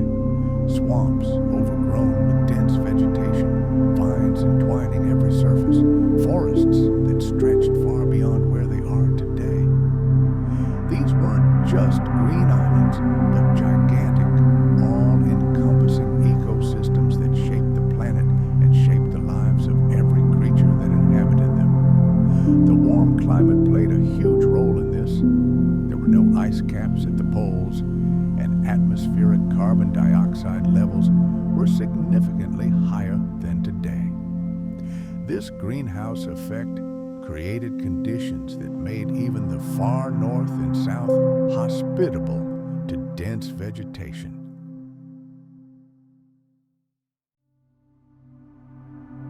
Fossil finds from Greenland and Alaska tell an incredible story. Where permafrost now lies, forests once flourished, teeming with species we now associate with the tropics or subtropics. Crocodiles and giant tortoises inhabited these high latitudes, enjoying warmth in conditions that now seem unimaginable amid the snow and ice. This global greenhouse created a planet where forests could cover virtually every continent, enveloping the Earth in an emerald mantle. Let's step into such a forest for a moment. The air is thick and humid, literally clinging to the skin. The ground is soft and springy underfoot from a thick layer of fallen leaves, mushrooms, and moss. The crowns of giant trees closed together high overhead, almost completely blocking out sunlight and creating a world of semi-darkness and mysterious shadows. The air is filled with the incessant hum of insects.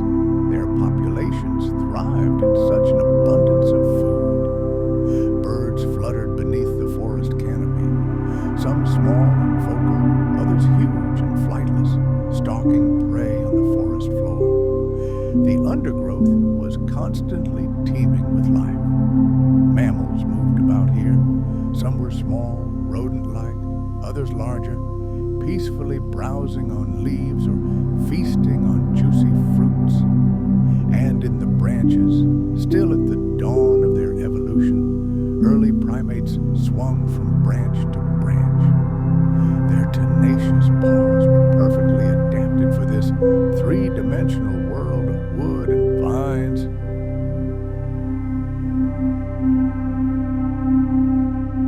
The forests of the early Cenozoic were dominated by angiosperms, flowering plants. They had appeared as early as the Cretaceous, but it was now that they truly began to flourish. Magnolias, palms, sycamores, and countless other species flourished everywhere. Ferns and conifers also remained part of the landscape, especially in cooler or wetter regions. But it was the flowering plants that became the hallmark of the new era. Their flowers attracted insects, their fruits fed mammals and birds, and their powerful roots held the soil together, shaping riverbeds and wetland landscapes. The partnership between flowering plants and their pollinating insects grew stronger, the very relationship that underlies most life on Earth to this day. One of the most striking aspects of these ancient forests was their incredible geographic scope. Fossils show us that palm trees grew in what is now Wyoming, crocodiles swam in Arctic rivers, and giant metasequoias towered in what are now the polar regions. The forest blurred the boundaries between tropical and temperate climates, creating ecosystems that were simultaneously familiar and utterly alien. For the mammals that evolved in these forests, they were a veritable paradise, providing food, shelter, and an endless number of ecological niches to exploit. Early primates, for example, could never have survived on the open plains. Their existence depended entirely on trees, and trees were everywhere.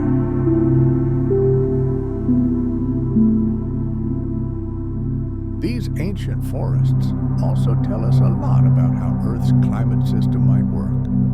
As carbon dioxide levels rise, warmth spreads across the planet, and with that warmth comes forests. The Cenozoic Era clearly demonstrates that our planet is capable of existing in an almost completely ice-free world where greenery reigns supreme. But these conditions had their consequences. With such an abundance of vegetation, decay and decomposition proceeded at an incredible rate, creating fertile soils in some places and thick coal seams in others. Vast swamps accumulated organic matter that millions of years later would turn into the fossil fuels on which our civilization is built. Rivers carved their way through dense forests, carrying sediments that, layer by layer, formed the rocks we study today. Every tree that grew, every leaf that fell, became part of the Earth's geological record. Animals adapted to this forested planet in remarkable ways. Many early mammals developed traits ideal for life in dense undergrowth: flexible ankles for climbing, keen eyesight for detecting movement in the dim light, and diets consisting of fruits, leaves, and insects. Some species grew larger and more specialized, while others remained small and agile. For herbivores, the abundance of soft vegetation meant food was everywhere. For predators, the dense undergrowth dictated hunting strategies, not long chases birds also evolved alongside forests.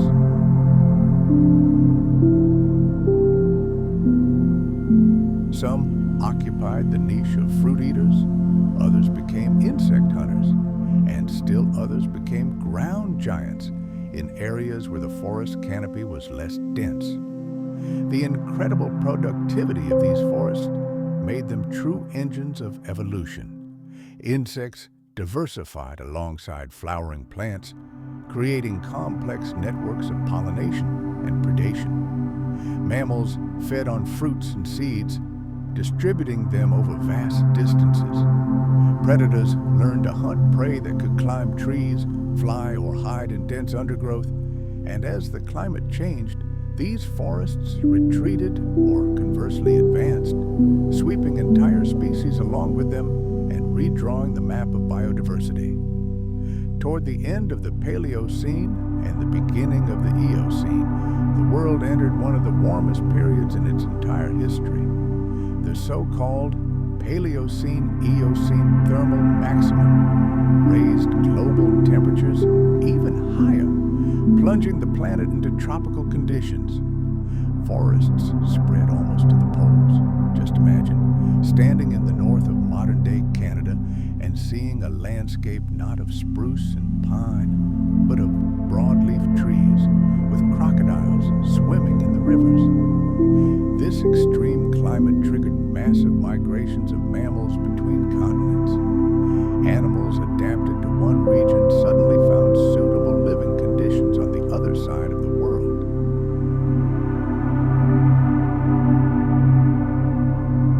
Fossil records reveal the sudden appearance of species far beyond their former ranges, evidence of a planet in motion where its forests served as a giant green highway, drawing life in their wake.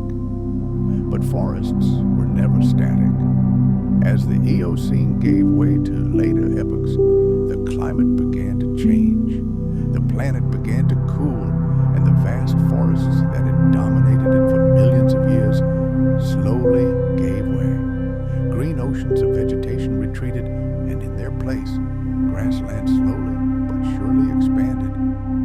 This set the stage for a completely different world just beginning to emerge on the horizon. Yet, during the heyday of the Cenozoic forests, for countless millions of years, they were the primary backdrop for life. They weren't just a backdrop, they were the great arena where mammals gained their first real chance at dominance.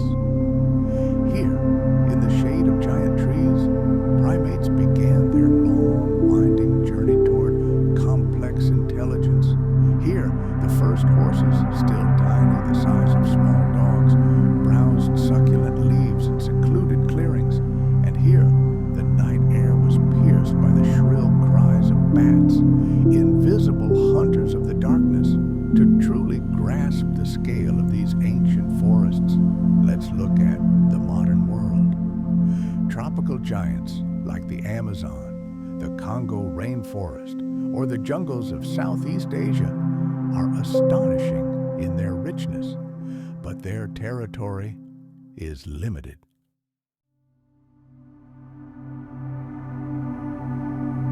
In the early Cenozoic, a similar riot of life spread across entire continents, encompassing lands we today consider icy deserts or parched steppes. Our planet was, in many ways, one giant garden, immersed in verdant vegetation. But this abundance was both a great gift and a severe test. It meant not only an endless supply of food and reliable shelter, but also a deadly threat. It was an era of fierce competition, with predators lurking behind every tree trunk, biding their time. Parasites swarming in the humid, warm air sought their prey. Survival required constant adaptation to a dense, ever-changing, and dangerous environment. Fossilized plants from that era offer a window into these lost ecosystems. Leaf imprints, frozen moments in time, fossilized pollen holding the secrets of ancient flowers, and wood transformed into stone, all tell the story of forests that seem familiar, yet somehow alien, wrong,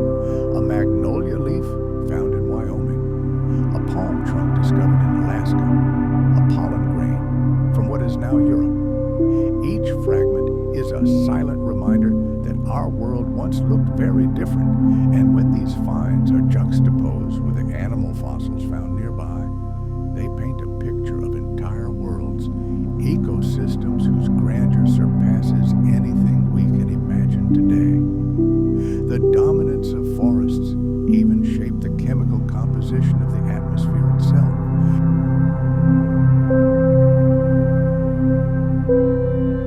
Plants, those tireless workers, greedily absorbed carbon dioxide and exhaled oxygen, helping to maintain the delicate balance of gases in the air.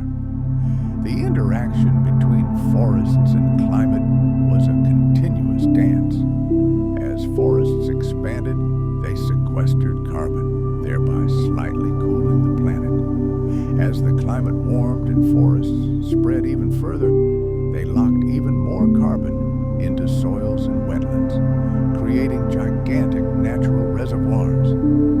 This complex feedback system generated both periods of stability and sharp spikes in change, causing temperature fluctuations that shaped the entire Cenozoic Era. What's striking about this forest stage is how interconnected everything was.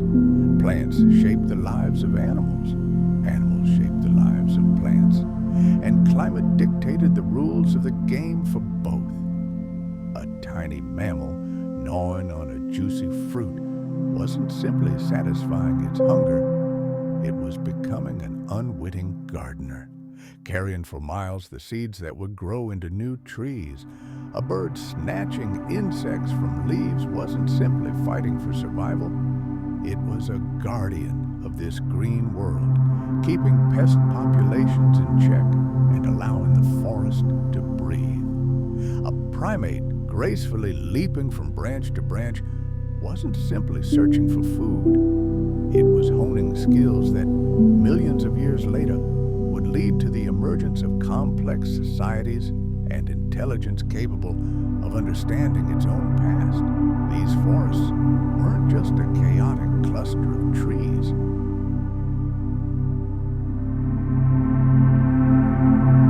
And the continents continued their slow drift, creating configurations that influenced the movement of air and water masses across the globe. The result was a world of remarkably uniform, all-pervasive warmth. The polar regions, now engulfed by permafrost and kilometers-thick ice sheets, were covered in dense forests. Winter temperatures there, of course, dropped, but rarely fell below freezing. In summer, they rose to comfortable levels, allowing trees to grow, crocodiles to reproduce, and entire mammal populations to thrive. In the mid-latitudes where most of Europe, North America, and Asia are today located, subtropical and, in some places, tropical conditions prevailed. Palm trees grew where snow now lies for half the year. Humidity was incredibly high, rainfall was heavy, and forests were dense and impenetrable. Even at the equator, despite the heat, there was no unbearable heat because high humidity and dense cloud cover helped moderate extreme temperatures. The entire planet was wrapped in a warm, comfortable blanket where life could flourish in virtually any corner. Let's travel back 50 million years to the height of the Eocene. If we could stand on the shores of what is today the Arctic Ocean, we wouldn't see blindingly white ice floes. Instead, our eyes would be met with a verdant shoreline, covered with trees similar to modern cypresses. The water would be cool, but not icy.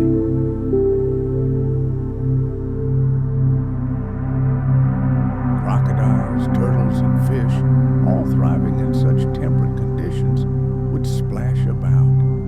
Birds, very similar to those we see today, but belonging to long-extinct species, would flit overhead.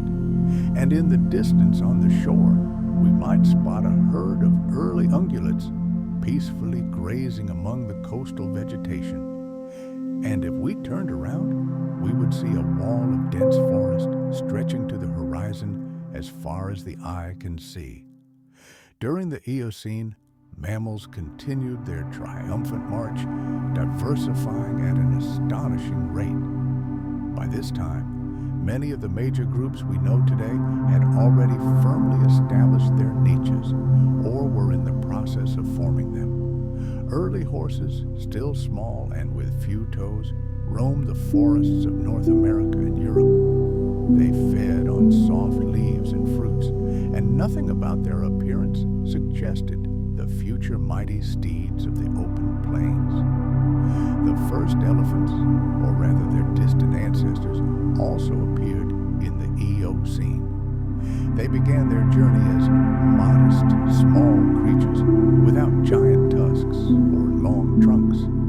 But over time, it was this evolutionary lineage that gave rise to some of the most amazing animals of the Cenozoic Era, whose trunks became versatile tools for capturing food and water, and whose tusks evolved into formidable weapons. Primates also made significant advances during the Eocene. A group known as Adapiforms spread widely across the planet, occupying ecological niches similar to those occupied by lemurs today.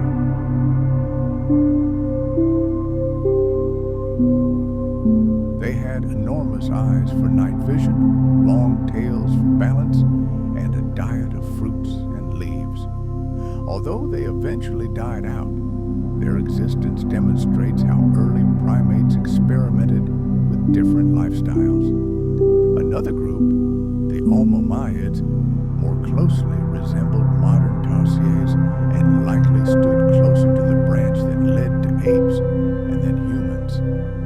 These tiny, large-eyed creatures leaped through the trees of Eocene forests, and their very presence is a reminder that the seeds of our own existence were sown tens of millions of years ago in these ancient, humid jungles. Eocene predators became increasingly diverse and deadly. Creodonts still dominated the top of the food chain, but other groups were emerging. Early representatives of the order Carnivora, a group that today includes cats, dogs, bears, and seals, began their evolutionary journey. Initially, they were small, hunting insects and small animals, but they already showed the potential for incredible diversity.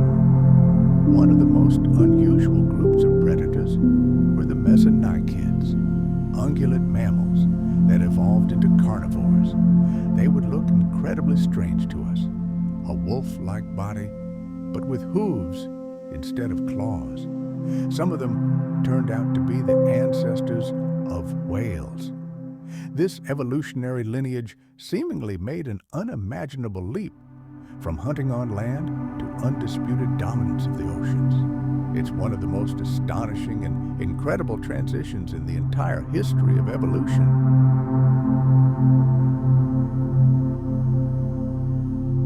The Eocene oceans were as much a cauldron of life as the continents. Water temperatures were warm even in polar latitudes, and marine life flourished in these paradisiacal conditions. Coral reefs extended far beyond their current tropical boundaries, creating underwater metropolises teeming with life. Whales, still in the early stages of their evolution, became increasingly adapted to water. By the mid-Eocene, some had completely lost the ability to move on land. Their hind limbs had shrunk to tiny, useless appendages. They developed streamlined bodies, powerful tails, and the ability to hold their breath for long periods. Basilosaurus, one of the most famous whales of the Eocene, reached 18 meters in length and was a fully aquatic predator, although its long, snake-like body was completely unlike the shape of modern whales we are familiar with. Sharks remained at the top of the marine food chain. The ancestors of many modern species, including the great white shark, emerged during the Eocene. They hunted fish, squid, and smaller marine mammals. Their razor-sharp teeth and sophisticated hydrodynamic bodies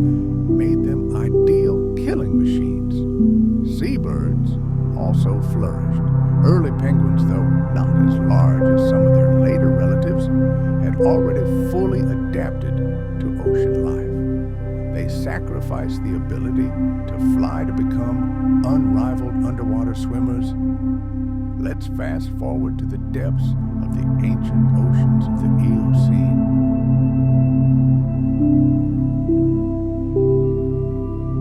Here, in the warm waters, a unique underwater evolutionary drama unfolded. Some birds, having abandoned the sky, became masterful divers. Their wings, once designed for flight, became powerful flippers, with which they tirelessly pursued schools of fish underwater, demonstrating a remarkable adaptation to the new element. But the most astonishing feature of these prehistoric seas was the invisible kingdom of foraminifera, microscopic, single-celled creatures encased in durable mineral shells. Each one was a tiny work of art. After their short lives, these creatures sank to the ocean floor, and their shells, layer by layer, were compressed over millions of years into what we know today as limestone.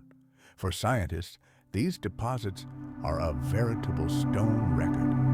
By analyzing the chemical composition of the shells, paleontologists can reconstruct past climates with incredible accuracy, determining the temperature of ancient seas and atmospheres.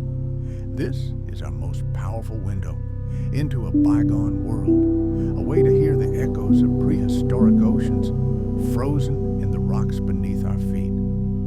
Imagine a planet without polar ice caps. All this water was part of the global ocean, and therefore its level in the Eocene was significantly higher than today. Vast coastal plains were submerged, turning into endless shallow seas that extended far inland. These warm, sunlit waters were veritable cradles of life, teeming with plankton, fish, and the last marine reptiles still clinging to existence.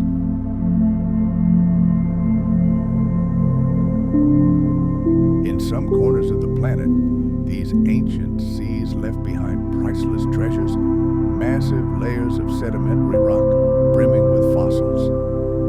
The Green River Formation in Wyoming is perhaps the most striking example. Before us lies a perfectly preserved photograph of Eocene life: fish, insects, plant leaves, and even birds, frozen forever in fine-grained mud, as if captured millions of years ago.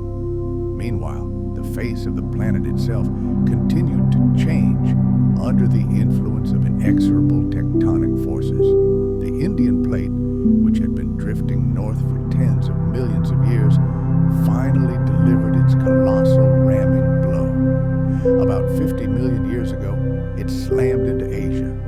This titanic collision, slow but inexorable, began to lift the Himalayan mountain range into the skies, a process that incidentally continues to this day. The birth of these mountains forever altered the planet's climate, reshaping atmospheric flow paths, creating a barrier to monsoons, and affecting the distribution of rainfall across Asia. The Atlantic Ocean was growing ever wider, relentlessly pushing Europe and North America apart. However, in the early Eocene, a phantom land bridge still remained between them across Greenland and Iceland. This temporary corridor allowed animals to undertake massive migrations between the continents.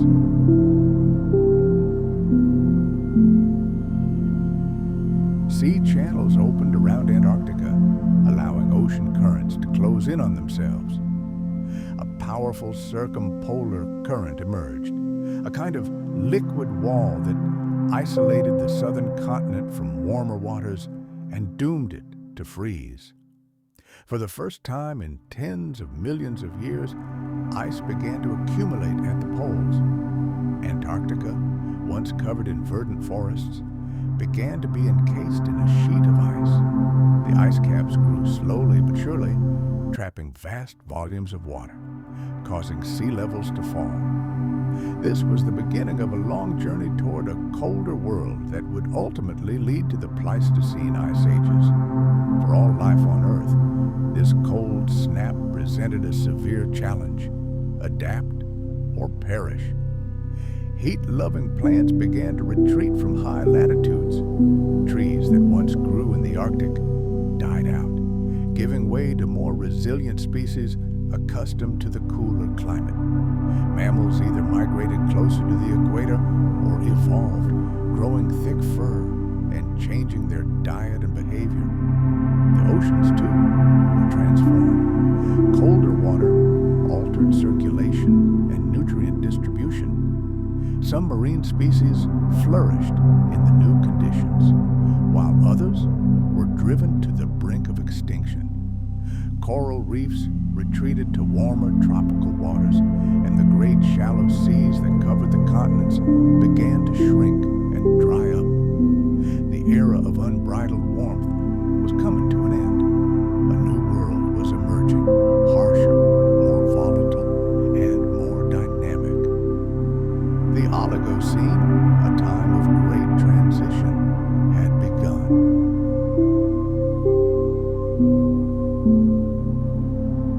This era, which lasted from 34 to 23 million years ago, became a bridge between the ancient and modern worlds. Its very name, meaning a little new, hints at the increasingly familiar appearance of fossils from this period, resembling animals we know today. The cooling that began at the end of the Eocene only intensified. The Antarctic ice sheet continued to grow, sucking water from the oceans and lowering their levels even further. The continents inexorably shifted, altering ocean currents and climate patterns. And in response to these global changes, life on Earth underwent a fundamental reorganization. In some regions, dense forests began to thin, giving way to more open woodlands and the first grasslands in the planet's history. This shift was not sudden, but its consequences for animal life were enormous. Herbivores accustomed to soft foliage had to adapt to a tougher, more fibrous diet, grass, and predators, which relied on surprise attacks from dense thickets, now had to learn to hunt in open spaces. Oligocene mammals increasingly acquired modern features. Horses, although still the size of a large dog, acquired longer legs for fast running and teeth better suited for grinding tough grass. Early elephant ancestors grew longer tusks and developed trunks. Primates continued their evolution, and some of their lineages gave rise to the first true apes. But one of the most significant events of the Oligocene was the triumph of true predators.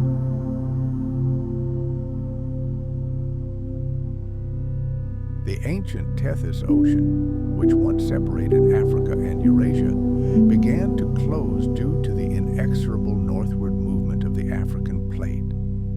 This convergence would ultimately lead to the birth of the Mediterranean Sea and open new migration routes for animals, triggering another turn in the great drama of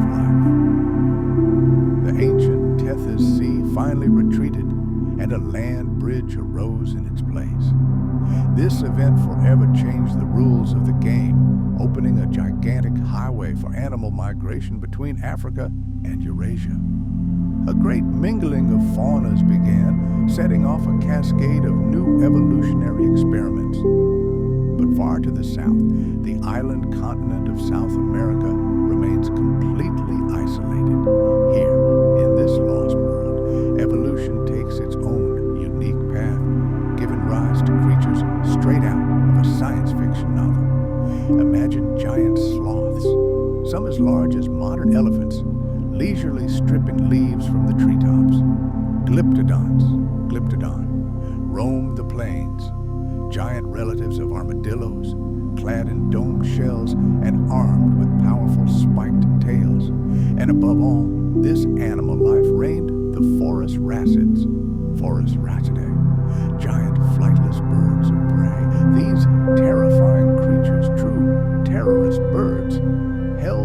middle of the continent's apex predator with an iron grip, mercilessly hunting mammals. Meanwhile, the very face of the planet during the Oligocene epoch was changing under the influence of global cooling.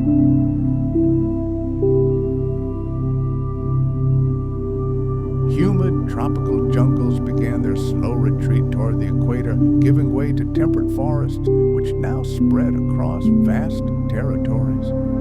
And it was at this time that a new player entered the picture: grass.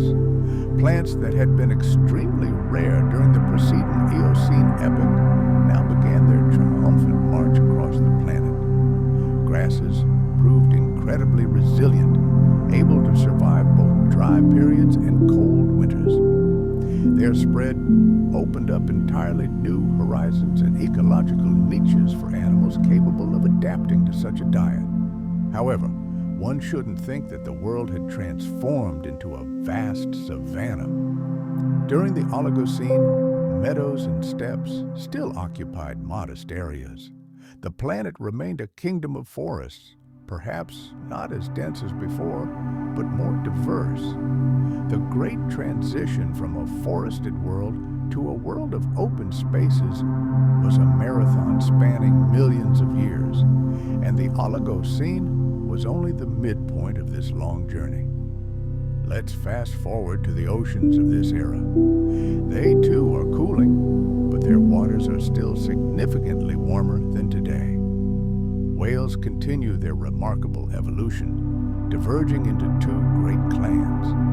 Some, retaining their teeth, become formidable hunters of large prey. Others invent an entirely new feeding method, baleen, which allows them to filter tons of tiny plankton from the water. The emergence of baleen whales was a turning point in the history of the ocean.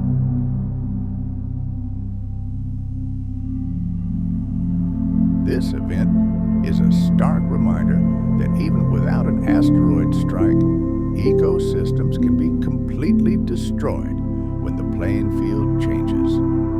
Survival is not guaranteed for anyone, even the most successful species. Only the ability to adapt offers a chance for the future. Changes also affected the very structure of marine life. Cooling oceans reshaped the current map. In some regions, deep, nutrient-rich waters began to rise to the surface. This triggered a rapid bloom of plankton, which in turn became the food source for countless schools of fish, whales, and seabirds. The ocean ceased to be uniform. It became veritable hotspots of biodiversity, hubs of thriving life. By the end of the Oligocene, about 23 million years ago, the world was already strikingly different from the hot greenhouse planet of the Eocene. The climate had cooled, though not as cold as today. Forests had split into tropical and temperate, each occupying its own latitudinal zone. Grasses were beginning to conquer new territories, preparing to become the dominant force of the future. And mammals increasingly resembled modern animals. The ancestors of horses, cats, dogs, elephants, and primates could already be discerned. Although they didn't yet look quite like their descendants, common features were already emerging. It was a world in flux, a world on the threshold of a new era, bidding farewell to the warmth of the Eocene and entering a cooler, more unstable one. And that era is the Miocene.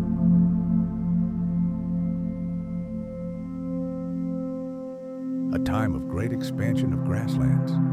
The Miocene, which began 23 million years ago and lasted until 5.3 million years ago, was a period of incredible diversity and expansion.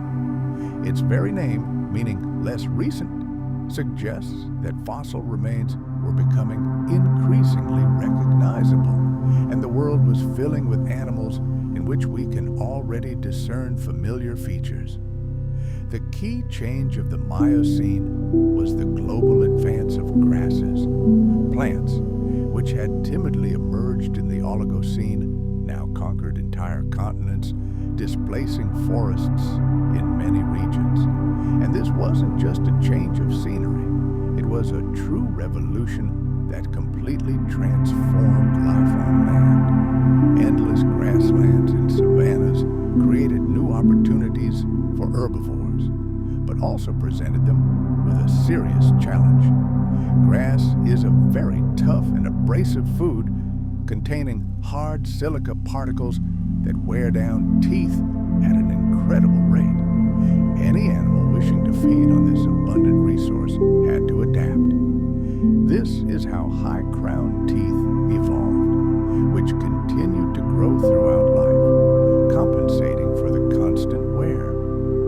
The evolution of horses during the Miocene is a perfect illustration of this process. At the beginning of the era, they were still relatively small, three-toed creatures that fed on soft leaves in the dense forests. But as the forests gave way to plains, horses changed.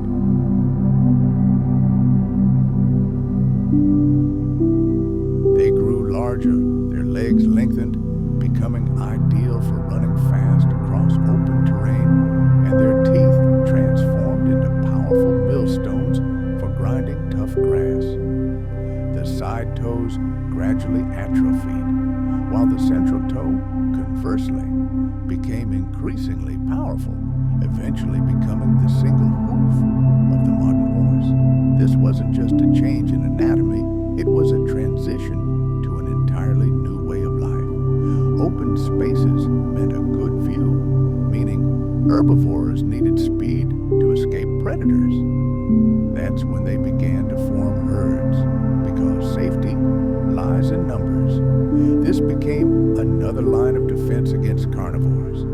Predators, for their part, weren't idle either. Felines split into two main factions. Some became stalking hunters, relying on endurance and teamwork to wear down their prey. Others became masters of ambush, relying on stealth, lightning speed, and devastating force in a short attack. It was during the Miocene that saber-toothed cats entered the picture. Their incredibly long fangs were designed not to tear flesh, but to inflict deep, fatal wounds on large, thick-skinned herbivores. Canine predators also flourished, giving rise to the ancestors of wolves, coyotes, and other species, many of which mastered hunting in packs. This social cooperation was an ideal adaptation for the open plains, where coordinated teamwork made it possible to bring down even the largest and most powerful prey.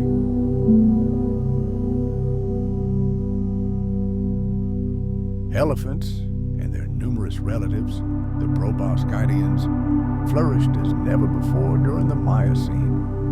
The diversity of these giants is simply astounding. There were Gomphotherium, armed with 4 tusks, 2 of which grew from the lower jaw and formed a shovel-like structure. There were Dinotherium, whose tusks curved strangely downward and backward. Mastodons roamed the forests, and early mammoths grazed on the plains, the ancestors of the glacial giants that would appear on the planet much later. Each of these forms was a unique evolutionary experiment in how to be a huge herbivore. And throughout the Miocene, the planet was filled with this astonishing diversity. Some nibbled grass, others browsed branches in the forests, and still others foraged for aquatic plants from rivers and lakes. Primates. During the Miocene, our distant ancestors took several crucial steps in their evolution. This was the true age of the great apes, a time when the lineage that would eventually lead to humans began to diverge from other primates. At the beginning of the Miocene, Africa and Eurasia were finally connected via the Arabian Peninsula, allowing primates to begin the Great Migration from their African cradle to Europe and Asia. Proconsul, an early ape from Africa, exhibits a striking combination combination of primitive and advanced traits.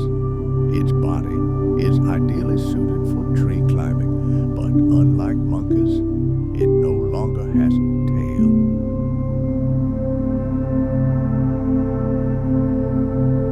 As the Miocene progressed, the great apes evolved into many forms. Dryopithecus roamed the forests of Europe, and Sivapithecus roamed Asia. Some of these were the direct ancestors of modern great apes: orangutans, gorillas, chimpanzees, and of course us. Others turned out to be dead ends.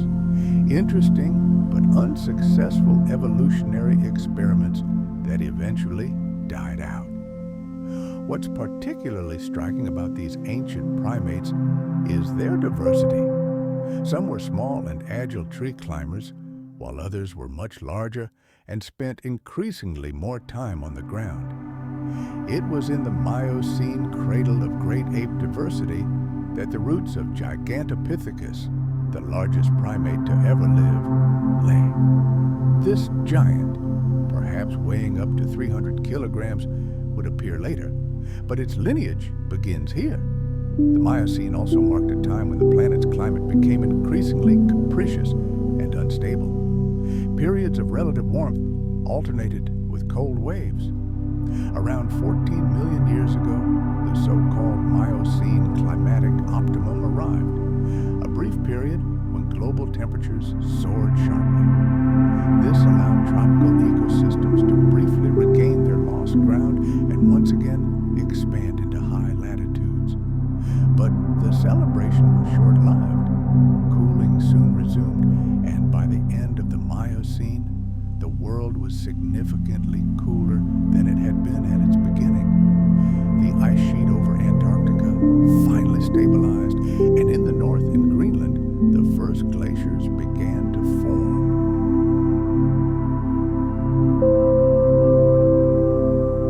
The climate became increasingly seasonal, with distinct differences between hot summers and cold winters. This, in turn, directly influenced how animals migrated, reproduced, and survived. Let's travel back to the Miocene and dive into its oceans. These weren't just bodies of water, but veritable arenas of vibrant life, where grand dramas of survival unfolded. It was in these waters that whales, these giants of the deep, reached truly colossal sizes. Just imagine, some of the baleen whales of that era were almost as large as the largest species that ply the oceans today.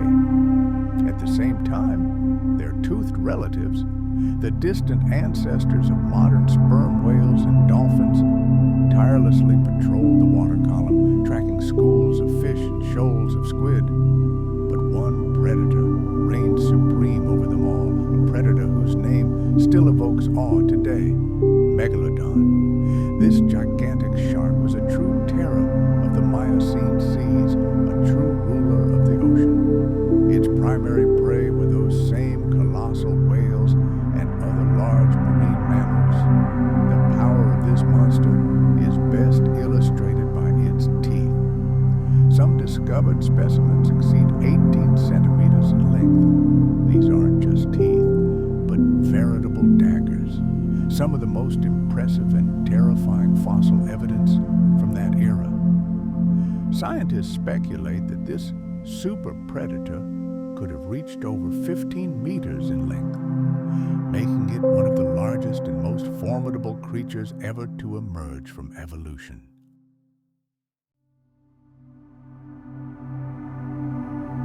But ocean life wasn't limited to whales and sharks. A new dynasty of predators arose in coastal waters: seals, sea lions, and walruses, all these pinnipeds, whose ancestors once walked on land, experienced a veritable heyday during the Miocene. They returned to the water and quickly assumed a dominant position near the coast, hunting fish, squid, and other invertebrates. They filled ecological niches that had been empty for tens of millions of years. ever since the last marine reptiles disappeared from the world stage. Underwater cities, coral reefs, continued to flourish in the warm tropical waters. These oases of life were home to countless creatures, generating incredible biodiversity. However, their well-being was fragile and directly dependent on climate stability. Any fluctuations in temperature and sea level posed a challenge, and because the Miocene climate was unstable, the reefs' fates varied.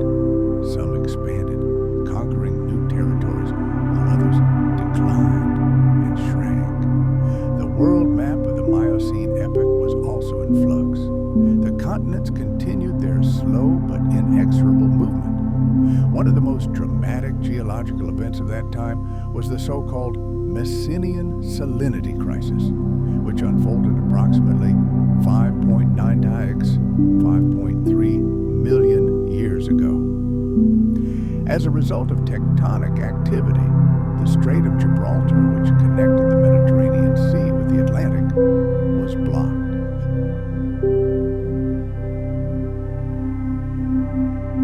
Deprived of water flow, the sea began to evaporate under the scorching sun, and over time, only a gigantic, lifeless salt desert remained in its place. This event had colossal consequences for the climate and all life in the region. But the story didn't end there. When tectonic forces reopened the passage, the waters of the Atlantic Ocean rushed into the empty basin with uncontrollable fury. Can you imagine? It must have been the most spectacular and impressive waterfall in the history of the Earth. In an incredibly short time, perhaps just a few years or decades, the Mediterranean Sea was refilled, and one of the planet's most important bodies of water was brought back to life. Meanwhile, on the other side of the planet, South America, which had been an isolated island continent for tens of millions of years, was steadily converging with North America. The Isthmus of Panama had not yet completely closed, but the gap between the continents was becoming smaller and smaller. This convergence paved the way for one of the greatest biogeographic events of the entire Cenozoic Era, the Great American Interchange. Africa, in turn, continued its northward drift, slowly closing the ancient Tethys Sea. New mountain ranges arose where continental plates collided. Particularly dramatic changes occurred in the east of the African continent, where the Great Rift Valley, a gigantic rift in the Earth's crust, began to form. This process, initiated in the Miocene, continues to this day.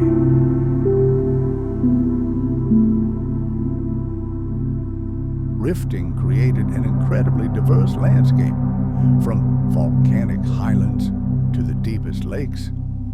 And it was this unique region that was destined to play a key role in the future of human evolution. The Miocene epoch was also marked by intense volcanic activity. Consider the area that now comprises the northwestern United States. Here, gigantic eruptions created the Columbia basalt flows. Enormous masses of molten lava poured onto the surface, covering thousands of square kilometers and completely transforming the landscape. This volcanic activity dramatically impacted the regional climate and ecosystems, creating new topography and altering the courses of ancient rivers. By the end of the Miocene, our world was increasingly resembling the one we know today. Many continents were dominated by vast grasslands that fed countless herds of large herbivores. Forests retreated to wetter regions and the tropics. The climate became more seasonal, and animals had to adapt to these changes through migration, hibernation, or changes in reproductive cycles. The Miocene fauna included familiar groups of mammals, horses, camels, deer, cats, dogs, bears, elephants, rhinoceroses, and primates.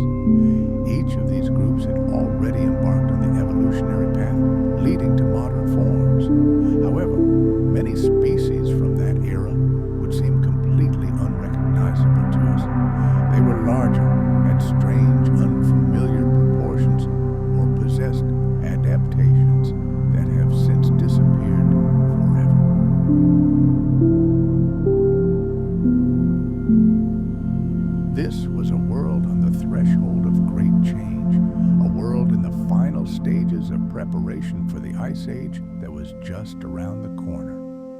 A world where evolution continued its tireless experiments, and the continents were settling into their current positions. The Miocene was followed by the Pliocene, an epoch that served as a prelude to the Ice Age. It began around 5.3 million years ago and lasted until 2.6 million years ago. In geological terms, this was a short period of time, but it was chock full of events that set the stage for the dramatic changes to come. At the beginning of the Pliocene, the climate was noticeably warmer than today. Global temperatures averaged 2 to 3 degrees Celsius higher than in the pre-industrial era. Sea levels were higher, and the Arctic summer ice cap was either minimal or absent.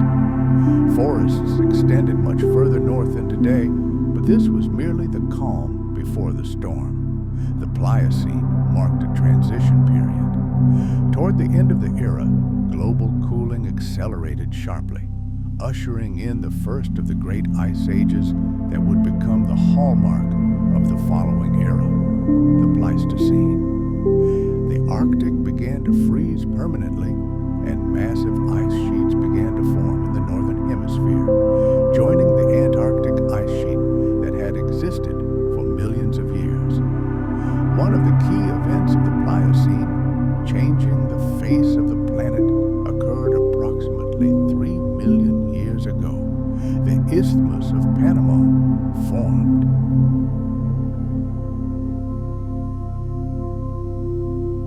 This narrow strip of land, connecting North and South America, finally closed the sea passage that had separated the continents for tens of millions of years. The consequences of this event were truly global, affecting both the oceans and life on land. For the oceans, the closure of the passage meant a complete restructuring of the ocean currents. The Atlantic and Pacific Oceans could no longer freely exchange water in tropical latitudes. As a result, the Gulf Stream, a warm current that carries tropical water north along the east coast of North America and then across the Atlantic to Europe, strengthened. This led to a paradoxical effect. On the one hand, Europe became warmer, but on the other, the Gulf Stream brought enormous amounts of moisture north, where it fell as snow, feeding and accelerating the growth of giant ice sheets. For life on land, the emergence of the Isthmus of Panama opened the way for animal migration between the Americas for the first time in over 60 million years. This event, known as the Great American Interchange, became one of the most significant biogeographic phenomena of the Cenozoic Era. Animals from North America, big cats, canids, bears, horses, camels, and elephants, flooded south. A countertide of sloths, armadillos, opossums, and porcupines moved north from south. This mixing of faunas had dramatic consequences.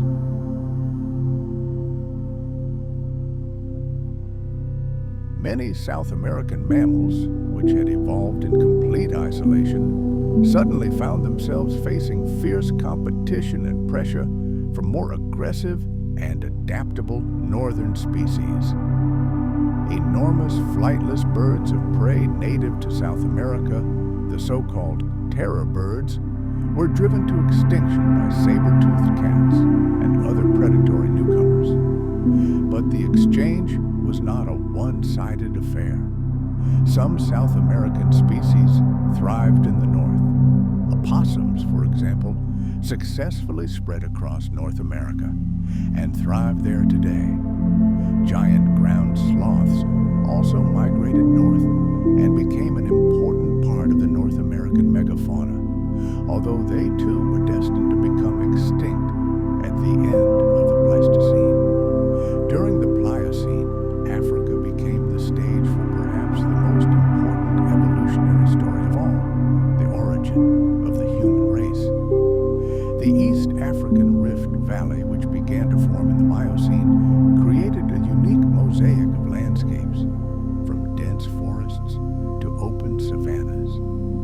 This diverse environment provided primates with a unique opportunity to adapt to life beyond the tree canopies.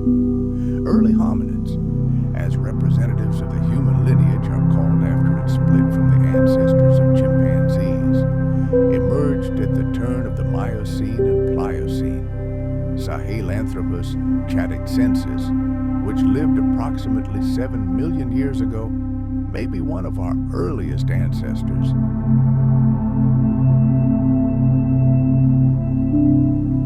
Ardipithecus, Australopithecus, and other genera followed in the Pliocene, demonstrating gradual adaptation to upright posture and changes in diet. The famous Lucy skeleton, belonging to the species Australopithecus afarensis, dates back to approximately 3.2 million years ago. These early hominins were already bipedal, walking upright, but still retaining adaptations for tree climbing. Their brains were small, roughly comparable to those of modern chimpanzees, but the structure of their teeth and jaws suggests a more varied diet. The evolution of bipedality was a decisive step. Walking upright freed their hands for carrying objects, using primitive tools and other manipulations. It also allowed them to see over the tall savanna grasses, a huge advantage for spotting predators or prey early on. The reasons for the evolution of bipedality are still debated, but its consequences were colossal. It laid the foundation for the entire subsequent path of human evolution. Grasslands continued to dominate many continents during the Pliocene, supporting vast herds of herbivores. Zebras, antelopes, gazelles, giraffes, and elephants grazed in Africa. Horses, camels, deer, and rhinoceroses roamed Eurasia. Horses, camels, bison, and elephants roamed North America, and South America was home to llamas, giant sloths, and toxodonts, large ungulates vaguely resembling rhinoceroses. The predators that preyed on these herbivores were equally diverse and specialized.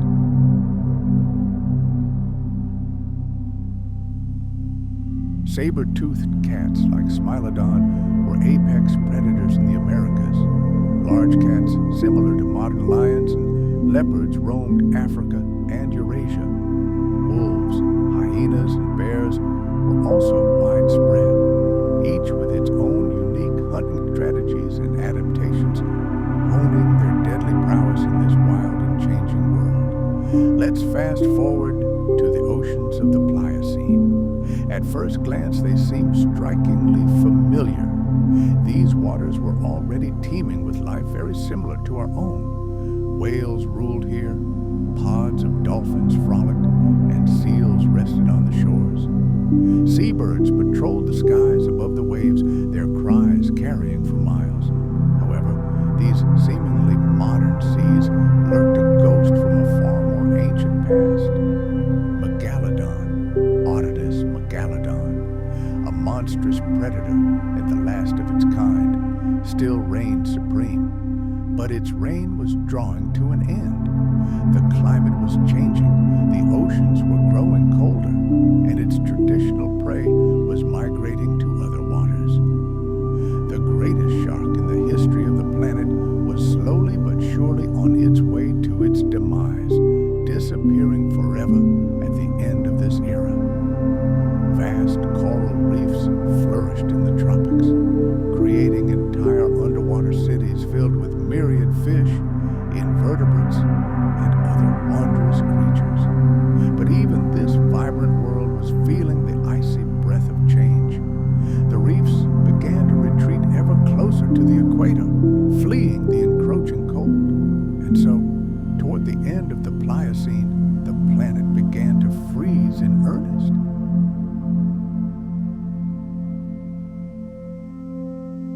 These swings were triggered by subtle changes in our planet's orbit and axial tilt, a phenomenon scientists call Milankovitch cycles. These slight fluctuations in the amount of sunlight reaching Earth were powerful enough to trigger the planet's climate to switch from icy to warm and back again. At the height of the ice ages, gigantic ice sheets covered all of Canada, the northern states of modern-day America, Scandinavia, and much of northern Europe. Imagine the thickness of this ice. It reached several kilometers in height, and its incredible weight literally pressed into the Earth's crust. So much water was frozen in these glaciers that sea levels dropped by 120 meters or more. The seafloor became exposed and land bridges emerged between the continents. The famous Bering Land Bridge connected Siberia and Alaska, opening a route for the migration of animals and later people between Asia and North America. Indonesia became part of the Asian continent, forming a gigantic territory called Sundaland. The British Isles became a peninsula connected to continental Europe. The emergence of these land corridors had enormous consequences for life on the planet, allowing species to colonize new lands and mixing faunas that are now separated by insurmountable water barriers. When interglacial periods arrived, the pendulum swung back. The glaciers retreated, the climate warmed, forests grew on the vacated lands, and sea levels rose again.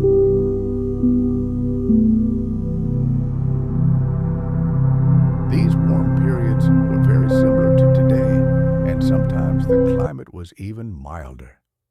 We are essentially living in just such a warm pause, the interglacial period known as the Holocene, which began approximately 11,700 years ago. Life during the Pleistocene demonstrated remarkable adaptations to these extreme conditions. During glaciations, the lands adjacent to the ice sheets were transformed into endless tundra and steppe, cold, treeless plains covered with low-growing vegetation. These harsh landscapes became home to unique megafauna, giant mammals perfectly adapted to the cold, mammoths with their enormous curved tusks and thick fur became a true symbol of the Ice Age. The woolly mammoth, Mammuthus primigenius, the most famous of them, roamed the steppes of Europe, Asia, and North America, feeding on grasses and sedges. Its body was a true masterpiece of evolution for surviving the cold. Small ears and a tail to minimize heat loss, a thick layer of subcutaneous fat, and a dense underfur beneath its long outer coat. Mammoths were accompanied by woolly rhinoceroses and giant deer such as the Megaloceros giganteus or Irish elk, whose antlers could reach an incredible 3.5 meters. At the top of the food chain were cave bears, cave lions, and cave hyenas, fearsome predators that hunted enormous herbivores or scavenged carrion. In South America, the Pleistocene megafauna was no less impressive.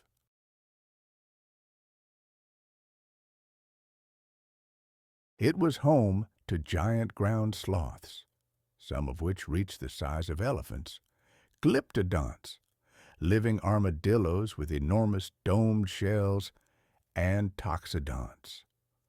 These giants were preyed upon by saber-toothed cats, such as Smilodon. Their incredibly long fangs were designed for more than just a bite. They were deadly daggers, capable of piercing thick hide and inflicting deep, bleeding wounds. Australia also boasted its own unique megafauna, though it disappeared earlier than on other continents.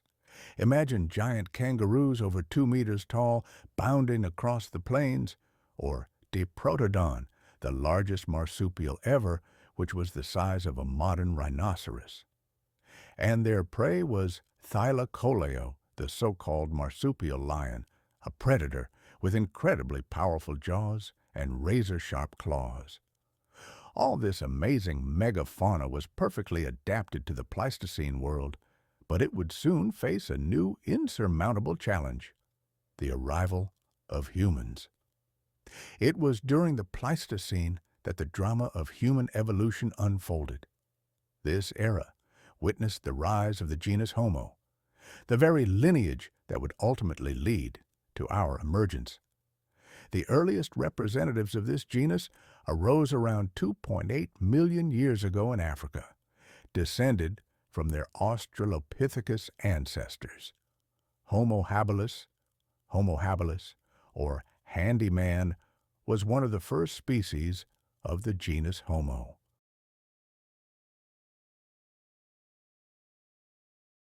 Neanderthals, Homo neanderthalensis, evolved in Europe and Western Asia, perfectly adapted to the harsh conditions of the Ice Age.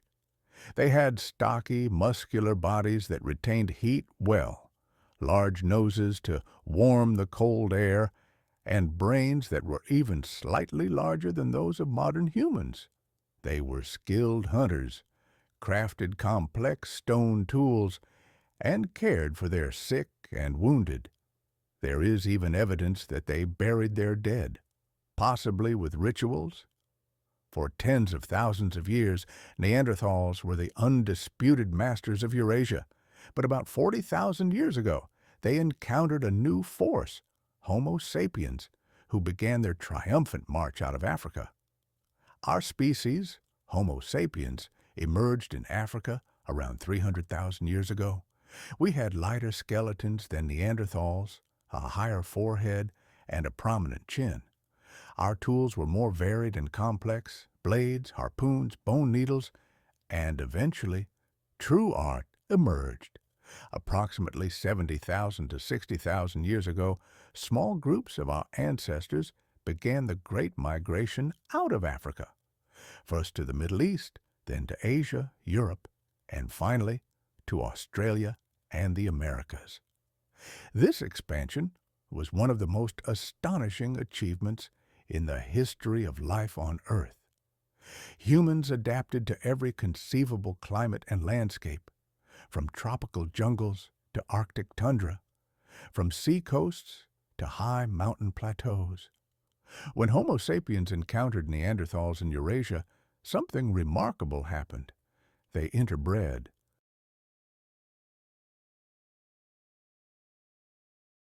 Modern genetic studies show that all people of non-African descent today contain between 1 and 4% Neanderthal DNA, living testimony to these ancient encounters. Similar interbreeding occurred with other archaic human groups, such as the Denisovans in Asia. But despite this, Neanderthals and other ancient humans eventually disappeared, leaving Homo sapiens as the sole surviving human species on the planet. The reasons for their extinction are still hotly debated. Perhaps modern humans were more successful in the competition for resources. Perhaps climate change played a fatal role. Or perhaps it was a tragic combination of multiple factors, including disease, competition, and simple chance. By 30,000 years ago, Neanderthals had vanished from the face of the earth, and by 10,000 years ago, Homo sapiens was the only remaining hominin species, having spread throughout the world. One of the most intriguing and tragic stories of the late Pleistocene is the megafaunal extinction. Across the planet, giant mammals that had thrived for millions of years began to disappear. And this extinction wasn't sudden. It occurred in waves, following in the wake of human expansion across the planet. In Australia, megafauna began to die out approximately 50,000, 45,000 years ago, shortly after the first humans arrived.